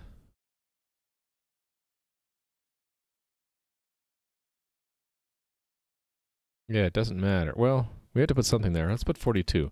I think I had to do this in other tests here, too. Yeah, I had to do it in a lot of places. And I looked like I picked 42 then also. Hey there, Mike. How are you doing? Hey, Mike, I have to apologize to you. I thought I was free yesterday, and turns out I wasn't. So I wasn't able to see much of your stream. My apologies. In fact, I'm busy today, too. It's just like not very good with my schedule these days, and like double book things by accident. But you, Mike, you had been doing a special stream evaluating your students' games, and I hope that went well. I saw the beginning of it, and I'm like, oh yeah, I promised to do something else. So my day is going better now. It was going poorly before, but I made it so that now we have modal dialogues when there's an important game dialogue that you have to interact with, like you are dead. And then we have, for non-modal dialogues, they're the old way, which would be, let me find Bob.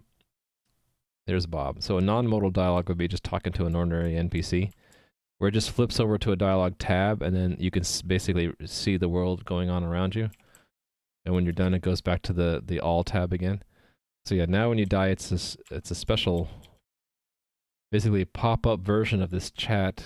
And the bug I'm working on right now is that all of the text that happens before you enter that modal dialogue, I need it to not show that. So I'll show this. Will show you in a second. See all this extra it shouldn't show you any of that. All of that should be gone. It should just be the dialogue we're in now, only the text from that. So that's what I'm working on. It has to do with the ordering of the messages. So essentially, we say, you are dead. What would you like to do now? And then we say, enter the dialogue modal, right?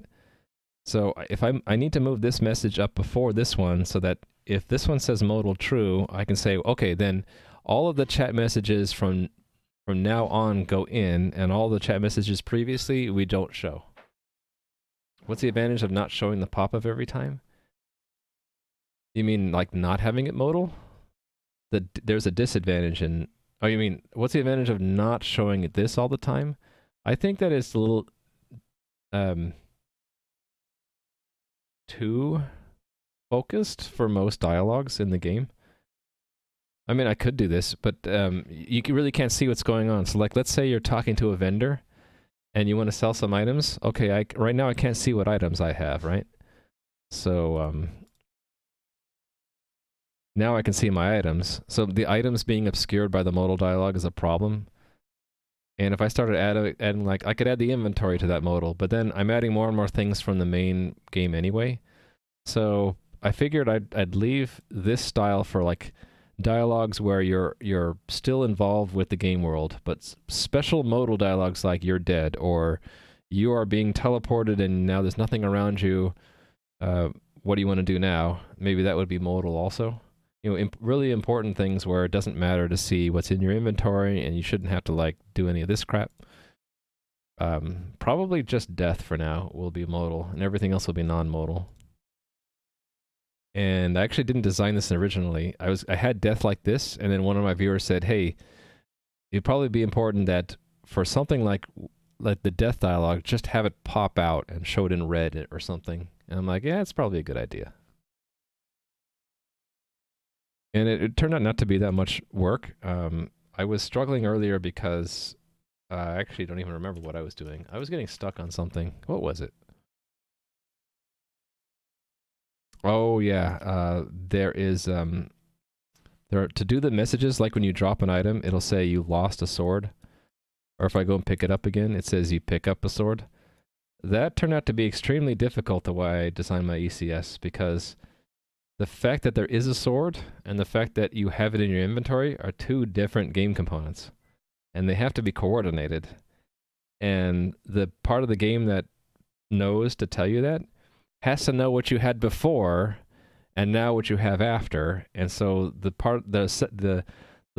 third party component, so to speak, that makes the change, like does the picking up or the dropping of the sword, has to tell the messaging component that generates these messages that, hey, he didn't have a sword before, now he does.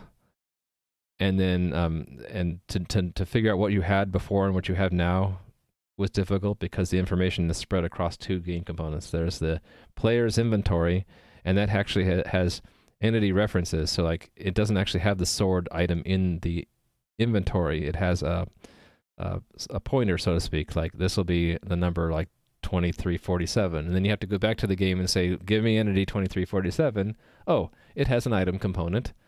The tile to show it has a tile component, and the tile to draw is the sword tile, that kind of thing. So it was complicated, and I was struggling with that. But I got through it. It's working. I was hoping to get to where I could add loot to NPCs so that we could also have stacking items like gold. I don't know if I'll get to that today because I only have 14 minutes left. I figured I had people in chat that didn't really know C++ very well, but knew JavaScript better, so I picked this one to do because it's more JavaScript-like. In fact, I'm going to take that and put it up here. And this is going to become what I do tomorrow. So I'm just going to try to finish this today. Okay, where was I working on? It was here. Yeah, so I moved some tests around because I decided that Sending this dialogue enter message is no longer going to be the job of the coordinator, the messaging service. It's going to be actually the dialogue game system itself. So instead of responding to the player's dialogue pointer changing, we're going to respond directly to a dialogue start, right? Dialogue start. Yeah, this is going to be the trigger instead of all that modifying or, you know, queuing and executing a command. So this will be dialogue entity, player entity. Target doesn't matter, so we use a funny number like 1337 or 42 or 8354, it doesn't matter. And then instead of expecting a message to be sent, we're going to expect that feedback is given to tell the player the same. In fact, I'm going to use this structure here. A bit of pedantry. The verb to lose for the sword could be swapped with to drop, which can be used for both unintentional loss and unintentional abandonment of item. What did I have it say now? You lost? Yeah, I made it lost instead of dropped because it could just disappear from your inventory, right? Pick up should be like gain, I guess, right? Is that what you're saying? You pick up isn't present tense, which is inconsistent with you lost. So it should say you picked up. To lose. Lost. I triggered to lose. Do you have any good film recommendations? No. Noticed you and others have been talking about movies in Adam's Discord, and I'm like, yeah, it's been so long since I've seen a new movie. My family likes to watch new movies. They saw the new Spider-Man movie, and I didn't. So I'm like the last person to give film recommendations. I can work on the pedantry. It's not that hard. I just need to remember where I did that. I did that here, I think. Lost. There we go. So what do we want it to say? Maybe past tense. What if instead of pick up, it's you gained? Gained? Toulouse probably knows more movies than I do. You picked up. Picked up or gained? I wanted to balance this verb too. What the reverse of lost would be gained, right? Obtained? I like obtained. There we go. It's obtained now. It is official. I really shouldn't hard code this into the game either. I should make this a piece of game data, right? Because when I want to now translate that to Italian later, I'll be in trouble, right? This is gonna be refactored anyway. Yep, string table. When I see this hard-coded in the C++, the warning flag to me is I'm hard-coding a string. I should be fetching that from a table somewhere. But I don't have time to do that right now. Ralph breaks the internet. Oh, I wanted to see that one. That's the sequel to Ralph, Wreck-It Ralph, right? That sounds good. I want to see that one too.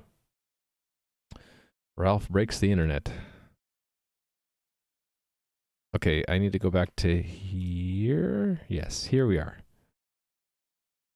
So the tell will be a message to be sent to player 42. The type will be dialogue enter. And should also include the modal, right? Modal. And that's bool. Like that. And this is not tell found. It is dialogue enter found. And I'm actually going to take this one and turn it into an assert at this point. So expect true of that. Or false, right? Some of these are expecting true, others false. Which one was this expecting? Default transition on dialogue start. Oh, I'm editing the wrong thing completely. Oops. Okay, this... I need to take that and undo what I was working on, because that I'm editing the wrong place. This is the place I meant to edit. And this is default modality, so it's going to be a false.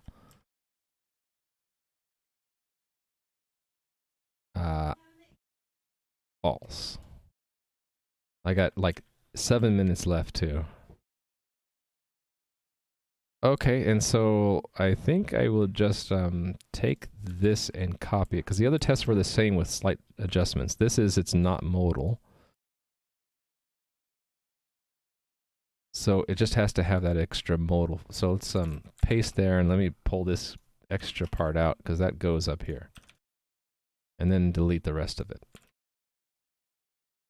Okay, and then I can take this, because the next test is that it's a modal. So that's just the same, only it's true and true. True here. And true there. Okay.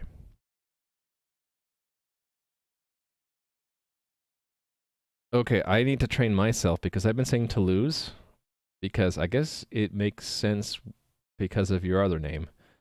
But if you say ta loose, like loose as in not tight, to loose. I will try to make sure I say that. I know you don't mind how anyone says it. I think I might have picked up the pronunciation I use from Adam, but I'm not sure. Lose and loose are very similar, right? Or tolus.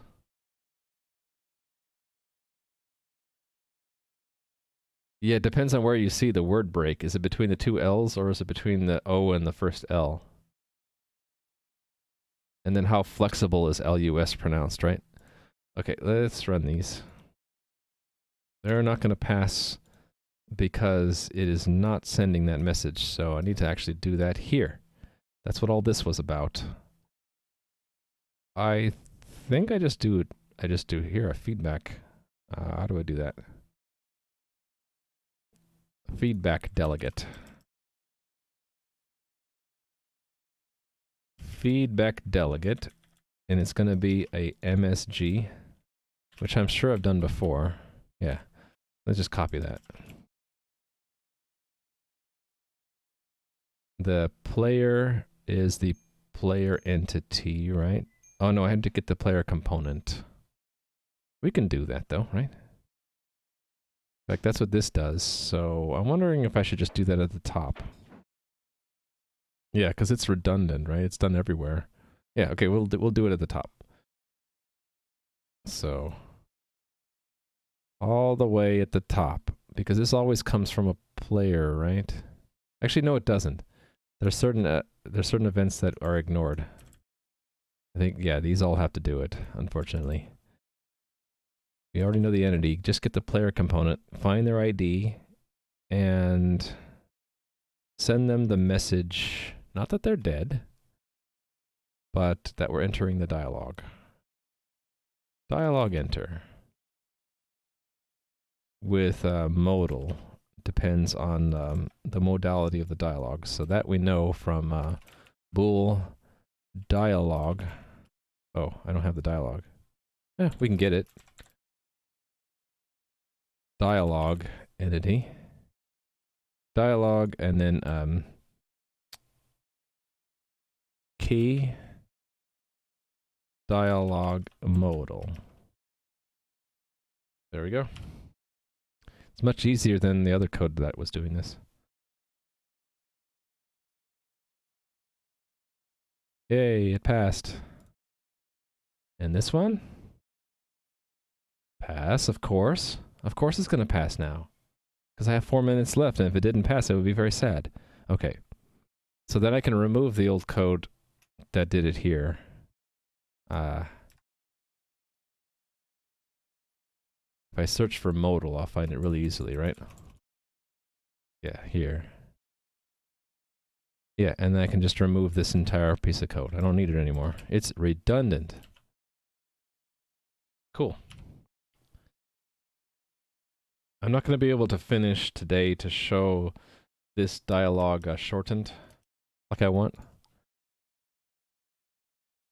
But We'll see how far. Let's see if it actually. I just want to see if the message is in the correct order, and then I'll do the rest of the work later or tonight.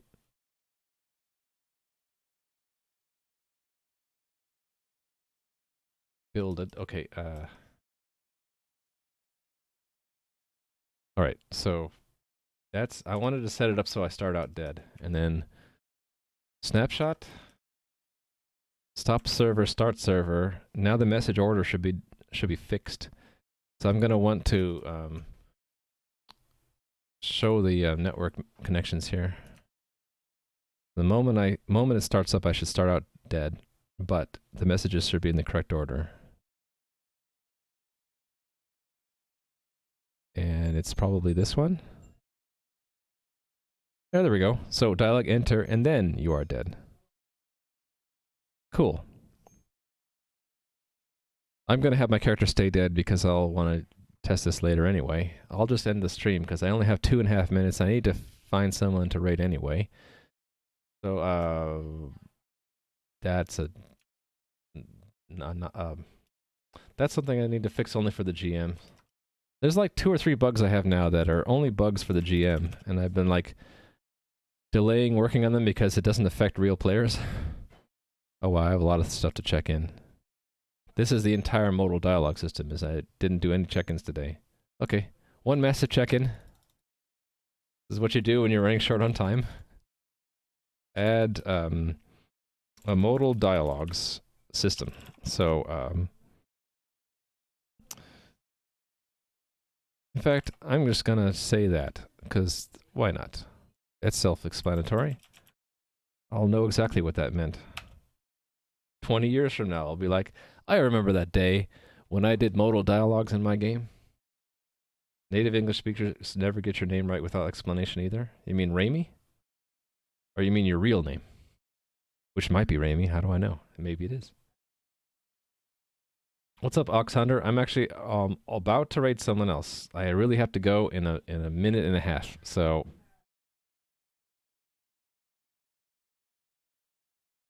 Alright, so, see ya.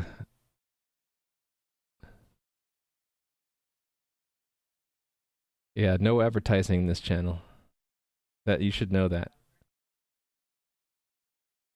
If you don't know that, then sorry.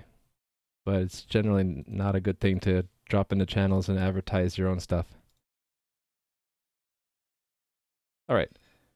Let's go raid someone.